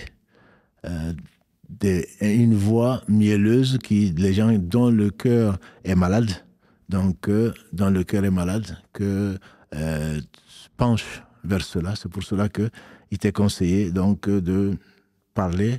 Bien sûr, c'est permis de parler à des hommes, c'est permis de parler à des femmes, à condition que cela se limite donc dans le cadre qui est normal, entre guillemets, pour que les cœurs malades donc, ne fléchissent pas. Et donc c'est possible de le faire quand il n'y a pas, dans les conditions donc, que tu cites. L'imam a dit jeu de dés, j'ai des jeux musulmans avec des dés. Est-ce que c'est interdit? J'espère que, comme ça, en parlant comme ça, c'est difficile de te dire quel jeu c'est. Mais les jeux de dés, il y a des hadiths qui sont dessus, qui sont clairs sur l'interdiction des jeux de dés. Si tu veux revenir dessus ou tu veux dire exactement quel jeu c'est, j'espère que les gens qui ont fait ces jeux-là sont au courant de ces hadiths-là. On va prendre quand même quelques questions sur la prière, Inch'Allah. Ma question est lors de l'essuyage sur les chaussettes, doit-on le faire d'abord sur le pied droit, puis sur le pied gauche, ou les deux en même temps? La logique aurait guidé plutôt de le faire sur le pied droit, ensuite sur le pied gauche. Mais la pratique veut que tu le fasses sur les deux pieds en même temps. Sur les deux pieds en même temps. Donc avec les mains mouillées, tu passes les mains des orteils jusqu'aux chevilles, donc de tes chaussures, tes chaussons, tes chaussettes, tu les passes en même temps. Voilà. Donc, mais si tu le faisais la droite et la gauche, à ma connaissance, c'est permis, mais le mieux encore, c'est que tu le fasses sur les deux en même temps. Et en même temps, donc, également une question. J'aimerais savoir, je porte le hijab, j'aimerais savoir si on peut faire ces ablutions en gardant le hijab et garder ses chaussettes, par exemple, passer juste la main mouillée. Donc, la main mouillée sur les chaussons ou sur les chaussures, il n'y a pas de discussion dessus. Le prophète sallam, c'est même une sunna de le faire. Et c'est pour le résident, on a dit c'est pendant 5 prières ou 24 heures. Et pour le voyageur, Ali a dit, le prophète sallam a dit 3 jours pour le voyageur. Sur les chaussettes des compagnons, les prophètes l'ont fait. Après, dans les écoles, si tu te dis maliki ou autre chose, tu as des divergences dessus. Il faut que ça tienne tout seul, il faut que ce soit épais, il faudrait que ce soit, ça arrive jusqu'aux chevilles, que ce soit en cuir, etc. Mais dans la sunna, il n'y a rien qui oblige que ce soit comme ça. Donc tu peux le faire sur les chaussettes, il n'y a pas de problème dans la vie, en tout cas, le plus pertinent. Quant au hijab, l'idéal serait au moins, parce qu'il ne s'agit pas de passer forcément les mains mouillées sur toute la tête. Donc si tu pouvais soulever le hijab, comme on soulèverait ça, et mettre juste ta main mouillée en dessous tout en tenant le hijab, ce serait plus simple et ce serait probablement plus pratique et plus juste.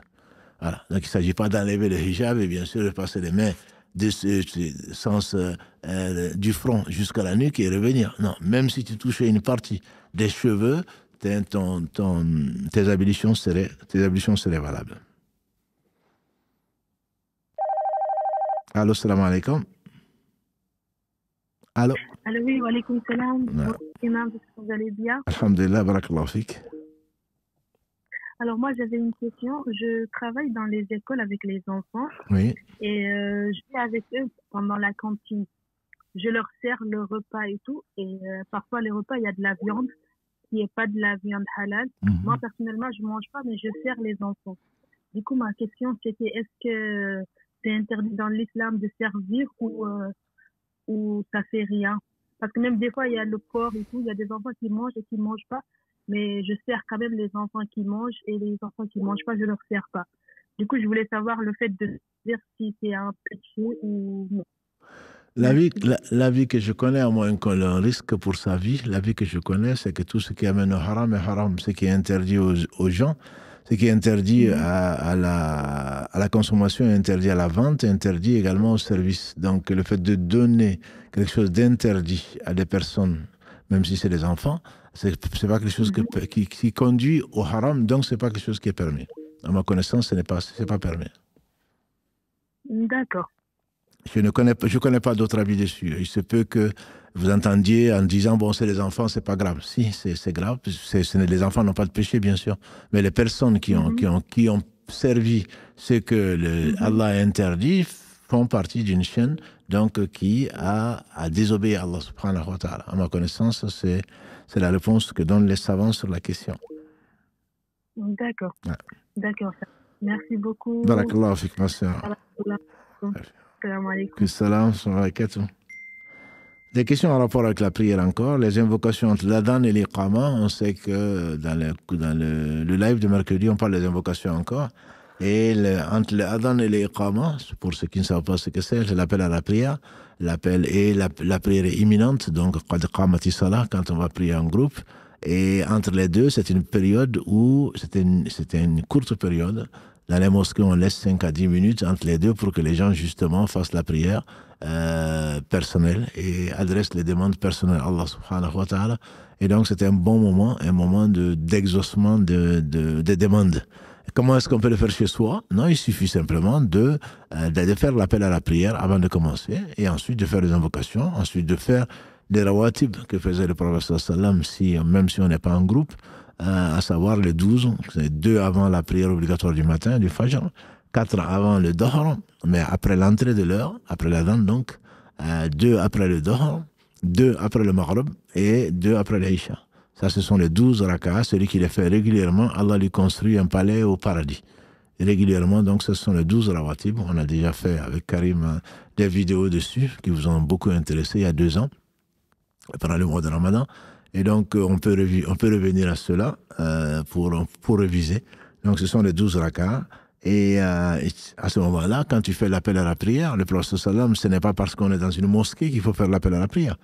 Le prophète sallam a vu quelqu'un, il a dit, toi qui aimes bien les montagnes ou qui aimes bien les moutons, quand tu seras seul avec la montagne, élève très haut ta voix, tout ce qui va t'entendre va témoigner pour toi. Que ce soit des pierres, que ce soit des arbres, que ce soit des djinns, tout ce qui va t'entendre va. Donc c'est des dhikr. Allahu Akbar, Ashhadu an la ilaha illallah. Ça, les anges écrivent que tu as attesté qu'il y a d'autres dignes d'adoration si ce n'est Allah. Que tu as dit que Allah est le plus grand, il n'y a rien de plus grand qu'Allah. Etc. Donc au moins tu gagnes ça. C'est pas parce que tu pries seul et à la maison que tu ne fais pas l'adhan. Je te conseille de le faire. Ce sera écrit comme si tu avais fait de l'évocation d'Allah. Et si tu veux faire les doigts, tu le fais. Ensuite, tu fais ta prière avec l'iqama. Et donc, c'est une période, pour toi, ça reste une période qui est une période quand même bénie, sachant que le meilleur endroit pour toi, pour les invocations, comme pour nous, c'est là où tu es le plus proche d'Allah, c'est dans la prosternation. Et à la fin de la prière, dans la salat ibrahimi. Donc, ce sont des moments où tu peux également le faire, Inch'Allah. Est-ce que le hadith qui dit de réciter 10 fois la surat al-Ikhlas, Allah lui construira une maison au paradis, est-ce que c'est authentique? Alors, mon frère ou ma soeur, je ne connais pas ce hadith. Ce que je connais, qui a été unanimement reconnu, c'est que celui qui lit Qul Allahu Ahad, donc Ikhlas, Allah lui inscrit comme s'il avait lu le tiers du Coran. Donc, le fait de le lire 10 fois, je ne connais pas de hadith le disant, et encore moins 11 fois, parce que ça, je l'entends beaucoup, et de plus en plus, en disant que je lis 11 fois Ikhlas, Qul Allahu Ahad, et je l'envoie aux morts. Ça, c'est un hadith pour moi qui est inventé. J'ai jamais entendu ça. Et pourtant, la pratique, malheureusement, est très, très, très répandue. Mais ce que tu gagnes avec les 10 fois, c'est d'avoir la récompense d'avoir lu 3 fois le Coran, 3 fois 3, 9, et plus le tiers. Donc 3 fois plus le tiers le Coran. Mais le fait de le dire que tu auras que tu auras une maison au paradis, je te la souhaite, mais je ne connais pas ce hadith-là, et malheureusement, il y a beaucoup de choses qui sont dites, dont justement la question qui vient, on dit que lire la sourate al-Waqi'a, la 56, Iza waqa'at al-Waqi'a, la 56, donc après le Maghrib, apporte la subsistance. Est-ce que c'est vrai ou faux? À ma connaissance, ce n'est pas un hadith qui est authentique. La subsistance, Allah l'a déterminée et tu l'auras, quoi qu'il arrive, jusqu'à ce que tu meurs. Et c'est l'une des 4 choses que l'ange chargé des matrices, dans le hadith d'Ibn Mas'oud, l'ange chargé des matrices va écrire à ce moment-là de quoi tu vas vivre. Waqi'a, alhamdulillah, tu as 96 ou 98 versets. Et donc, chaque lettre que tu vas lire, alhamdulillah, va t'apporter 10 bonnes actions. Mais je n'ai pas entendu que cela va t'amener de la subsistance, surtout au Maghreb. Les gens aiment beaucoup les spécificités. Pourquoi aller chercher des choses compliquées alors qu'elles sont simples? Lis ça avec l'intention de te rapprocher d'Allah, avec l'intention d'avoir des bonnes actions, en lisant. Et surtout, c'est une sourate qui est, masha'Allah, simple, et très riche, qui décrit les 3 catégories de personnes au jour du jugement dernier, les rapprochés, qu'Allah nous compte parmi ceux-là. Ceux qui sont les prédécesseurs et les rapprochés. Ulaïka al-muqarraboun, voilà les rapprochés. Et Allah en parle au moins 2 fois à la fin de la sourate également, à leur mort. Donc ils seront bien accueillis. Et les gens donc ce sont les gens qui font du bien, ce qu'Allah a ordonné, ils s'éloignent de ce qu'Allah a interdit et ils s'imposent ce qu'Allah subhanahu wa ta'ala aime. Ça, ils deviennent des alliés. Ensuite, il y a le Ashab al-Yamin, les gens de la droite. Les gens de la droite sont les gens du paradis, qu'Allah a agréé parce que eux, ils s'éloignaient des interdits et ils faisaient ce qu'Allah a rendu obligatoire. Voilà, ça c'est les gens de la droite. Ensuite, les gens de la gauche, ce sont ceux qui ont été injustes vis-à-vis d'eux-mêmes, vis-à-vis des gens. Et donc, ceux-là sont les gens de la gauche, que Dieu nous en préserve, et ils iront en enfer en espérant, pour certains d'entre eux en tout cas, ceux qui sont morts croyants, vont en sortir, ne serait-ce qu'après un certain temps. Voilà. Donc, ce sont des choses ça sont des choses qui sont sûres. C'est Allah, sa parole incréée qui nous l'affirme, le prophète le confirme dans nombre de hadiths. Mais après, je ne sais pas pourquoi les gens vont chercher là où compliqué, et en particulier, encore une fois, dans ce qui est venu comme question. Donc, un nombre de fois 2000, si je trouve la question en rapport avec notre sujet, celui qui lit 2000 fois je ne sais quelle invocation. Bon, on y reviendra. Quand ça dépasse 100, en général, c'est plus que douteux. En général, c'est plus que douteux. Parce que le prophète sallam nous a facilité. Allah nous a facilité les choses et le prophète sallam donc nous a également indiqué tout le bien. Allô, salam alaikum. Allô. Salam alaikum. Wa alaikum salam wa rahmatullah, oui. Alhamdulillah. Bienvenue. En fait, ma question c'était est-ce que l'intention, ça fait partie des obligations de la prière, ou plutôt c'est en prier? L'intention, ça dépend de chez les savants. Chez les Malikis, ils mettent l'intention dans la prière, mais les autres mettent l'intention avant la prière. Parce que quand tu viens à la mosquée ou quand tu te lèves, forcément tu as l'intention. Il ne faut surtout pas la formuler, parce que si tu la formules verbalement, tu as les waswas, tu as Shaitan qui vient et qui te dit est-ce que je l'ai fait, est-ce que vraiment c'est le dohra que je voulais prier. Non, une fois que tu viens à la mosquée, par exemple, tu te lèves, tu fais les ablutions, tu as l'intention de faire la prière. Donc ne la compte pas. Il n'y a pas d'acte sans intention, comme tu le sais. Innamal a'malu binniyat wa innamal likulli imri'in ma nawa.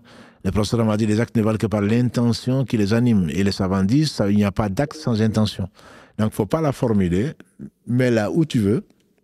Dans tous les cas, il n'y a pas d'acte sans intention. Soit tu l'as fait pour Allah, soit tu l'as fait pour quelqu'un d'autre. Toi, ton beau-père, ou quelqu'un d'autre. Donc tu continues, Inch'Allah, à savoir que tu as l'intention de prier, et ne laisse pas Shaitan te manger une partie de ta prière en te faisant croire que tu n'as pas d'intention. Ce n'est pas vrai. Tu as l'intention et ça ne se formule pas. On ne te dit pas Allahumma inni nawaitu, comme parfois on le dit, oh Allah, j'ai l'intention de. Tu n'as pas besoin de le dire. Avant de te créer, Allah sait tout ce que tu vas faire et tout ce qu'il a créé va faire. Donc tu n'as pas besoin de formuler cela, sauf dans le Hajj. Donc, tu ne cherches pas, Inch'Allah, garde-le dans ton cœur, lève-toi pour ce que tu veux faire, et Allah sait mieux que toi ce que tu recherches. Après, le souci, c'est que j'avais écouté un imam, il dit que c'est pas pour les Hanafi. Oui. L'intention, c'est, il est conseillé, c'est pas de prononcer, c'est pas dire, par exemple, si tu pries, exemple, il a prié Issa, c'est pour faciliter l'intention, en fait. Mais c'était facile, mais moi, au début, je ne faisais pas ça. Non, ne le fais pas, ne le fais pas, mon frère. Il ne faut pas compliquer les choses. Les gens veulent nous aider. En fait, ils nous compliquent la vie.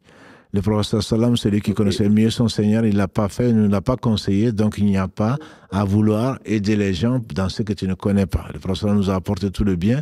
Évite-le et ton cœur sera plus tranquille. D'accord, Inch'Allah. Aussi, je ne sais pas si vous vous rappelez la fois passée, vous avez appelé pour le Safa et le Witr. Moi, j'avais dit le mieux, c'est de le faire avant le Fajr. C'est peut-être une demi-heure avant le Fajr. Mais actuellement, vu que nous, on a pris le Fajr, si l'azan, on prie une demi-heure après l'azan. Et moi, c'est en ce moment-là que je fais le Safa 8. Je ne sais pas si c'est utilisé ou quoi. Oui, je pense savoir. Bon, de toute façon, on va répondre en même temps à la question qui est écrite. Le Safa le Witr, en réalité, il n'y a pas de Safa le Witr, comme je l'ai expliqué, il y a le Witr. Le Witr, c'est l'impair. Donc, que ce soit 1, 3, 5, 7, 9, 11 ou 13, c'est le Witr. Donc, le Shaf et le Witr, il faut le faire dans le mieux pour celui qui pense se réveiller avant le Fajr. C'est le mieux, c'est le dernier tiers de la nuit, c'est avant que le Fajr ne rentre. Après, je ne sais pas où tu vis exactement, mais il y a dans les pays musulmans, souvent on fait l'adhan avant l'entrée de l'heure. Donc, avant l'entrée de l'heure, mais on fait quand même l'appel à la prière pour réveiller les gens. Parfois une demi-heure, voire une heure même avant l'entrée de l'heure. C'est ce que le prophète a appelé le Fajr Kadhib. C'est-à-dire qu'on peut continuer à manger, mais on ne peut pas commencer à prier. Tant que l'heure de la prière n'est pas rentrée, ce n'est pas encore le Fajr. Et donc, si c'est ce cas-là, il n'y a pas de souci. Tu peux le faire jusqu'à l'entrée de l'heure.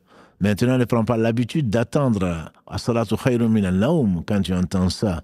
Si tu es dans un pays musulman, si tu entends as-salatu khayrun min an-nawm, ça veut dire que l'heure est rentrée. Tu ne dois plus manger, tu peux prier. Si c'est pendant le ramadan ou quand tu jeûnes. Si tu es en France, quand tu n'attends pas, actuellement, bon, à Toulouse, c'est jusqu'à 7h. Jusqu'à 7h maintenant, le Fajr. N'attends pas l'entrée du Fajr. N'attends pas l'entrée du Fajr. Fais-le avant l'entrée du Fajr. Bien sûr, si tu n'as pas eu le choix et que tu t'es réveillé à 7h, bien sûr que tu le fais avant de faire le Fajr. Mais ce n'est pas ça la sunna. La sunna, c'est de clôturer les prières de la nuit et la nuit finit avec l'entrée de l'aube.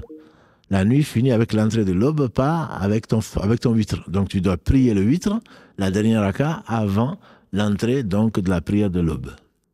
J'espère que la chose est claire. Ouais, j'ai bien compris, mais sauf qu'ils disent que c'est pas conseillé de séparer le Safa et le Witr, c'est-à-dire les deux rakas. Ils disent beaucoup de choses. Ouais, mon frère, on va s'arrêter là, Inch'Allah. Ils disent beaucoup de choses. Moi, je te dis ce qui est écrit. Et c'est qu'on nous a enseigné. Le Shaf et le Witr, je vous dis, le rawatib, le ratiba du Isha, c'est 2 rakas après l'Isha. Donc tu fais ça, après tu vas te coucher. Donc ensuite, quand tu te réveilles, tu peux faire une seule raka. Donc tu as bien séparé, tu as dormi, tu as mangé, tu as dormi, tu as parlé. Non, c'est le Witr, on le fait, après le Witr, il n'est pas bon de parler. Sauf avec sa famille, son épouse, son époux, etc. Ça, c'est après le Witr. Ça ne veut pas dire après le Shaf. Donc le Shaf, c'est ce que tu fais, 2, 4, 6, 8. Tu le fais, il n'y a pas de problème, tu te couches. Ce qu'on appelle le Qiyamul Layl, c'est les dernières questions, là, Inch'Allah, qu'on va prendre pour essayer d'expliquer vraiment qu'est-ce que ça veut dire le dernier tiers, la nuit, etc. Le Witr, c'est la dernière raka que tu fais pour clôturer les prières de la nuit. Voilà, c'est tout. Donc le Shaf et le Witr, ça n'existe pas. Il y a tout est chef sauf le witr, c'est-à-dire tout est pair, tout ce qui est pair. Tu peux faire 2 rakas, tu as fini par exemple le Isha, tu as déjà fait peut-être 2 rakas, on est en train de discuter, il n'y a pas de mal. Et après, avant de te coucher, tu fais une raka, ou quand tu te réveilles, tu fais une raka, il n'y a pas de mal. Il n'y a pas de mal à cela, Inch'Allah. D'accord, je compte. Barakallah fik. Barakallah fik, mon frère. Ouais, avec plaisir. Juste pour les frères qui suivent TikTok et les chats Instagram, on insiste beaucoup. Que ce soit Mohamed Adda, Barakallah fik, que ce soit Karim qui insiste beaucoup et qui essaye de vous rappeler quand même le bon comportement à avoir dans les questions et les interventions. Wallahi, si vous en savez autant, faites votre chaîne, faites vos lives et on va vous écouter. Voilà. On ne vous a pas posé des questions. Karim vous le rappelle souvent, Mohamed vous le rappelle souvent. C'est pas, je ne suis pas un savant. Mais quand on pose une question, au moins laissez-moi répondre. Voilà. Les gens viennent sur le live de la mosquée, ils ne viennent pas sur votre live. Voilà. Donc si vous avez, alhamdoulilah, une chaîne, si vous pensez savoir, faites des chaînes, vous en prendrez les responsabilités vis-à-vis d'Allah subhanahu wa ta'ala. C'est tout. Et les compagnons du prophète sallallahu, les savants, même contemporains, quand on leur posait des questions, ils cherchaient quelqu'un pour répondre. Ils renvoyaient les uns aux autres à d'autres personnes. Parce qu'à cause de la gravité et du risque qu'ils ont à se tromper pour parler de la religion d'Allah subhanahu wa ta'ala. Ils avaient peur.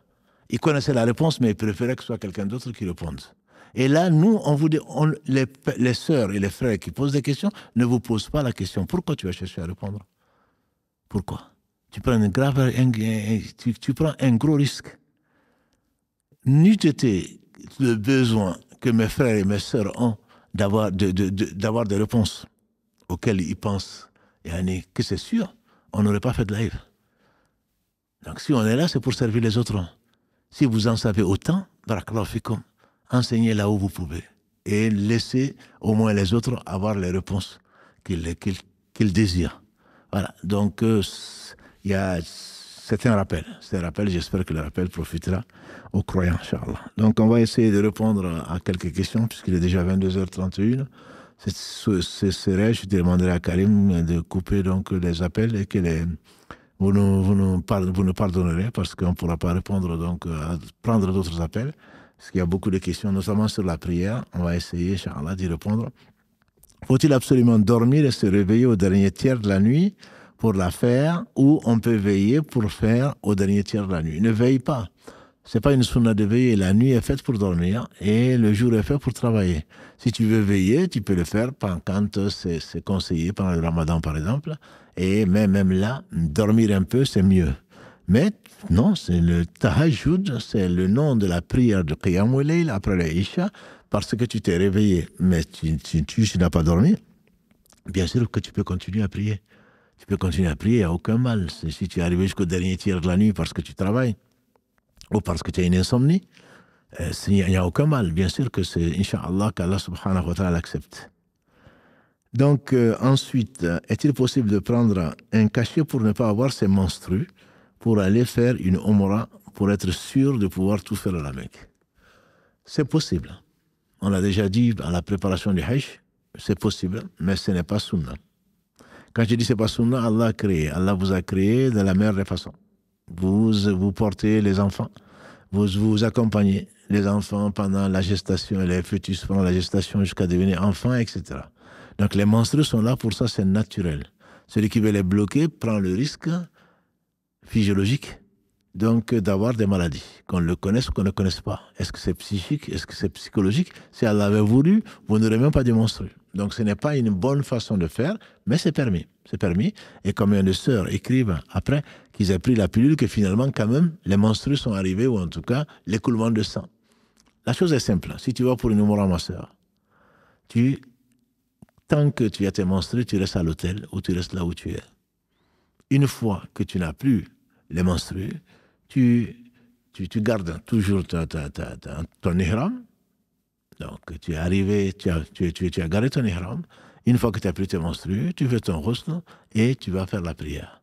Si le groupe dans lequel tu es va partir à Médine, tu pars à Médine. Il n'y a pas de souci. Tu pars à Médine. Et là aussi, si tu ne peux pas rentrer dans la mosquée, tu ne rentres pas. Mais une fois que tu es accompagné, ou tu accompagnes, une fois que tu n'as plus tes menstrues, tu prends le TGV ou l'équivalent, qui dure 2 heures, je crois à peu près.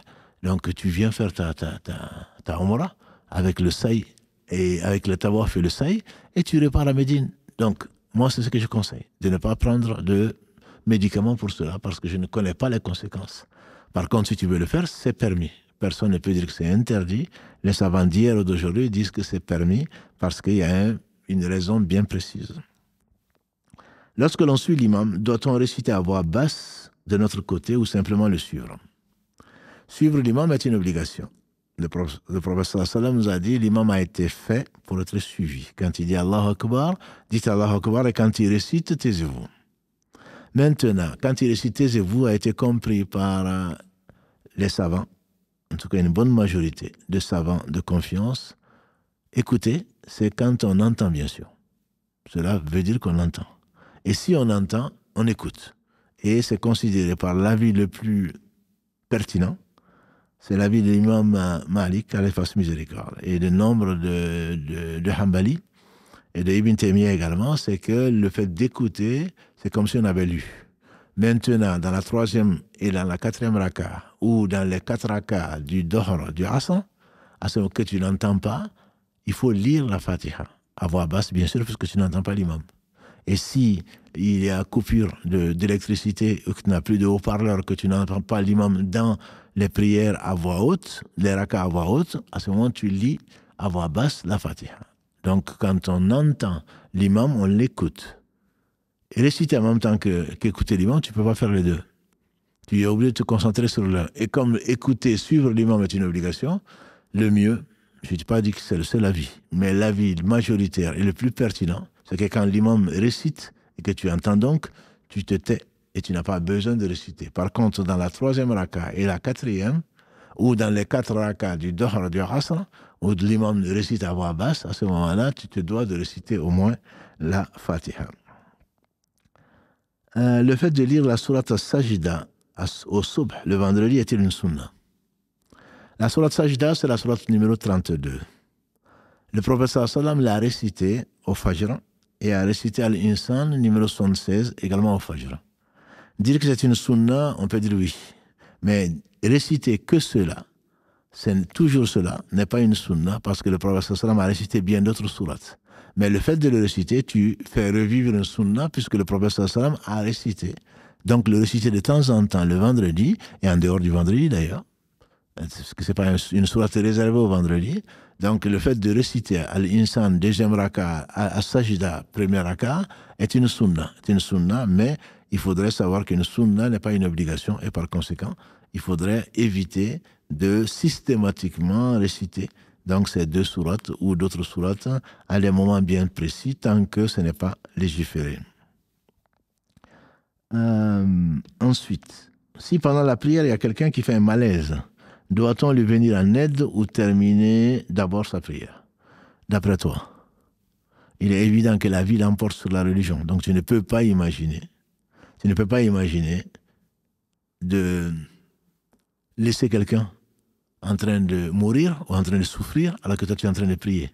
Ça, bien entendu, c'est ce qui est plus qu'obligatoire, c'est que tu arrêtes là où tu peux, si tu peux bien sûr, si tu connais le premier secours, même si tu ne connais pas, ton voisin qui tombe, tu t'occupes de lui et ensuite tu refais ta prière. Et quand l'imam Omar a été assassiné, les gens qui étaient devant se sont occupés de lui. Et ceci est si normal parce que la vie l'emporte donc sur le reste. La vie l'emporte sur tout. Question sur l'istikhara concernant le mariage. Est-il permis de le confier à une personne et cette dernière vous dira si le mariage est bon ou mauvais? Non. Bien sûr que non.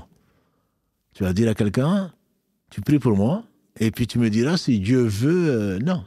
L'istikhara, encore une fois, on peut faire des émissions dessus. L'istikhara n'est pas ça. Le prophète m'a dit, si l'un d'entre vous, Jabir ibn Abdillah, a rapporté que le prophète sallam, il disait plutôt le prophète alayhi sallam nous enseignait l'istikhara comme il nous enseignait les versets du Coran. Et il disait, en substance, si l'un d'entre vous décide d'entreprendre une chose, qu'il fasse 2 rakas en dehors des prières obligatoires, etc. Donc, c'est nous-mêmes qui devons le faire. Ce n'est pas quelqu'un d'autre qui va prier à ta place. Comme on a dit tout à l'heure pour le Hajj, pour la Umrah, pour... Non. C'est pas du tout l'esprit de l'islam. Tu t'adresses à ton Seigneur. Tu dis, mon Seigneur, si cette affaire-ci, s'il y a du bien dedans pour moi, ici-bas et dans l'au-delà, toi qui sais tout, moi je sais rien. Moi ça me plaît bien, je pense que c'est bien. Si tu ne penses pas que c'est bien, c'est pas l'affaire de l'istikhara. Encore une fois, c'est l'istikhara, ce n'est pas pour faire un beau rêve. L'istikhara, c'est que tu as décidé, après avoir réfléchi, après avoir enquêté, après avoir recherché, tu penses être arrivé à la bonne solution. Mais tu sais que Dieu seul sait. Et donc tu t'adresses en dernier ressort à ton Seigneur subhanahu wa ta'ala qui sait tout. Comment tu veux confier ça à quelqu'un? Non, tu confies à personne. C'est toi-même qui le fais. Dire à quelqu'un de le faire, non. Par contre, si tu es responsable d'une personne d'un enfant, on veut par exemple l'opérer, on lui propose quelque chose dans un centre de formation ou je ne sais quoi d'autre, l'enfant ne prie pas ou n'est pas conscient de l'istikhara, c'est toi qui le fais à sa place parce que tu es responsable de cet enfant. Si c'est ta fille qu'on demande en mariage ou ta sœur, elle le fait elle-même. Mais toi aussi, tu dois le faire parce que tu es devant Allah, tu es responsable. Donc, si ton cœur s'apaise avec ceci, la personne qui vient demander sa main, etc., mais tu l'accordes ou ça te pousse à faire des recherches supplémentaires, etc. Non, on ne peut pas faire la prière à la place de quelqu'un d'autre. Encore. Donc ça, c'était sur l'istikhara. Si une femme refuse que son fils se marie, parce qu'elle a consulté un marabout et ce dernier a dit que ce n'est pas la femme de chance de son enfant, est-ce qu'il peut contredire ça? Bien sûr qu'il peut contredire. On n'a pas à aller voir le marabout. Celui qui te parle de l'avenir est un charlatan. C'est Allah seul qui sait ce qui arrive. On n'a pas le droit ni de jeter des coris, ni d'aller renverser la tasse de café, ni aller jouer aux cartes pour savoir si le mariage va être bon ou pas. Ce qu'on a fait, c'est du shirk. C'est de l'association. Allah seul sait. Celui qui va avoir un devin, d'après des femmes du prophète sallam, celui qui va avoir un devin et qui croit à ce qu'il dit, ses prières pendant 40 jours ne sont pas acceptées. Que dire alors celui qui va déterminer son mariage, s'il est bon ou pas, avec un charlatan qui va te dire oui, ça va aller ou ça va pas aller. Non, ça c'est pas permis et il ne faut pas en tenir compte, même si ça ne finira pas certainement de te trosser dans la tête pour n'importe quel problème dans le foyer, il y en a partout. Tu vas penser que, ah oui, c'est vrai, il avait raison, il avait dit que ça n'allait pas. Non, c'est toi qui ne vas pas. Donc, il ne faut pas, faut pas croire aux charlatans. Ce ne sont pas des choses qui nous ont été enseignées, alhamdoulilah, par notre belle religion. Est-ce qu'on peut faire la prière du soub avec les ablutions prises pour le tahajjud ou qiyamul layl? On a les ablutions, ma soeur ou mon frère, on a les ablutions tant qu'on ne les a pas perdues. Tant qu'on ne les a pas perdues. Ça veut dire quoi? Ça veut dire que le prophète sallallahu alayhi wa sallam disait à Anas, refaisait ses ablutions dans à chaque prière, il refaisait, obligatoire, il refaisait ses ablutions. Quant à nous, il ne nous ordonnait pas de faire. Ça veut dire quoi? Ça veut dire que tu n'es pas obligé plutôt de refaire tes ablutions si tu ne les as pas perdues. Tu les as perdues peut-être après le qiyamul layl, si tu as dormi, bien évidemment. Si tu n'as pas dormi entre ta prière et la prière obligatoire, tu n'es pas tenu de refaire les ablutions. Refaire les ablutions, ça te permet, incha'Allah, de le pardon de tes péchés, comme l'a dit le prophète sallallahu alayhi wa sallam. Chaque geste que tu fais, que tu laves tes mains, que tu lèves ton visage, les péchés faits par ces membres-là, Allah les efface. Donc, refaire ces ablutions est conseillé, mais ce n'est pas une obligation. Tant que tu n'as pas perdu tes ablutions, tes ablutions, tu n'es pas tenu de le faire. Et alhamdoulilah, quand tu es en bonne santé, je dirais presque avec au moins les ablutions du matin, tu peux les garder jusqu'au Isha. Il n'y a pas de mal. Si tu les perds, bien entendu, tu dois les refaire. Est-ce que le fait d'être musulman sans poser les bonnes actions ou compenser avec les bonnes actions nous ouvre les portes du paradis? Celui qui meurt en attestant que Allah seul mérite l'adoration parmi la communauté de Muhammad sallallahu alayhi wa sallam et que Muhammad est son messager, très certainement rentrera au paradis. Mais sans bonnes actions, tu auras désobéi à Allah subhanahu wa ta'ala qui t'a donné beaucoup, qui t'a tout donné. Et donc, très certainement, tu as été désobéissant vis-à-vis de lui. S'il veut, il te pardonne. S'il veut, il te châtie. Mais tu risques fort, en désobéissant à Allah, la shahada, comme disaient les savants, dire la ilaha illallah, si c'est ce que tu appelles être musulman, c'est la clé du paradis, certainement. Mais toute clé a des dents. Et donc, ces dents, parmi les dents, c'est que si tu dis que tu obéis à Allah, que Allah seul mérite l'adoration, tu dois l'adorer. Quand tu ne l'adores pas Allah, tu ne fais que répéter que Allah mérite l'adoration, mais tu ne le fais pas. Ton islam pose le même problème, puisque dans l'école de l'imam Ahmad, qu'Allah lui fasse miséricorde, le 4e des 4, celui qui ne fait pas la prière n'est même pas musulman. C'est-à-dire qu'il entre en enfer, il n'en sortira pas. Voilà. Donc, ce n'est pas, s'il n'y a pas de bonnes actions, on risque de ne pas rentrer au paradis. Et si on y rentre, ce sera après un certain temps. Certainement après un certain temps. Je pense qu'on va probablement Karim me dira qu'il est assez tard. Je pense qu'on va arrêter. Il reste encore des questions, Inch'Allah, qu'on laissera pour... sauf peut-être en rapport avec la prière, peut-être. La dernière, peut-être, question, Inch'Allah. Est-ce que Salam Qiyamul Layl était obligatoire pour le prophète sallallahu alayhi wa sallam, pour les compagnons, qu'Allah les agrée tous? Je pense qu'on a répondu à cette question, mais dans la série du samedi. Allah dit, Ya ayyuhal muzammil qumil layla illa qalila. Dans le premier verset de la Surah 73, ô toi qui es recouvert, lève-toi pour prier la nuit, sauf un peu. Et ensuite, dans le verset 20, le dernier verset de la Surah 73, Allah dit Inna rabbaka ya'lamu annaka taqumu adna min thuluthay al-layli wa nisfahu wa thuluthahu wa ta'ifatan min alladhina ma'ak. Les compagnons, c'était une obligation pour le prophète sallam et les compagnons l'accompagnaient. Et ensuite, ce n'était plus une obligation. Donc, ça a été une obligation.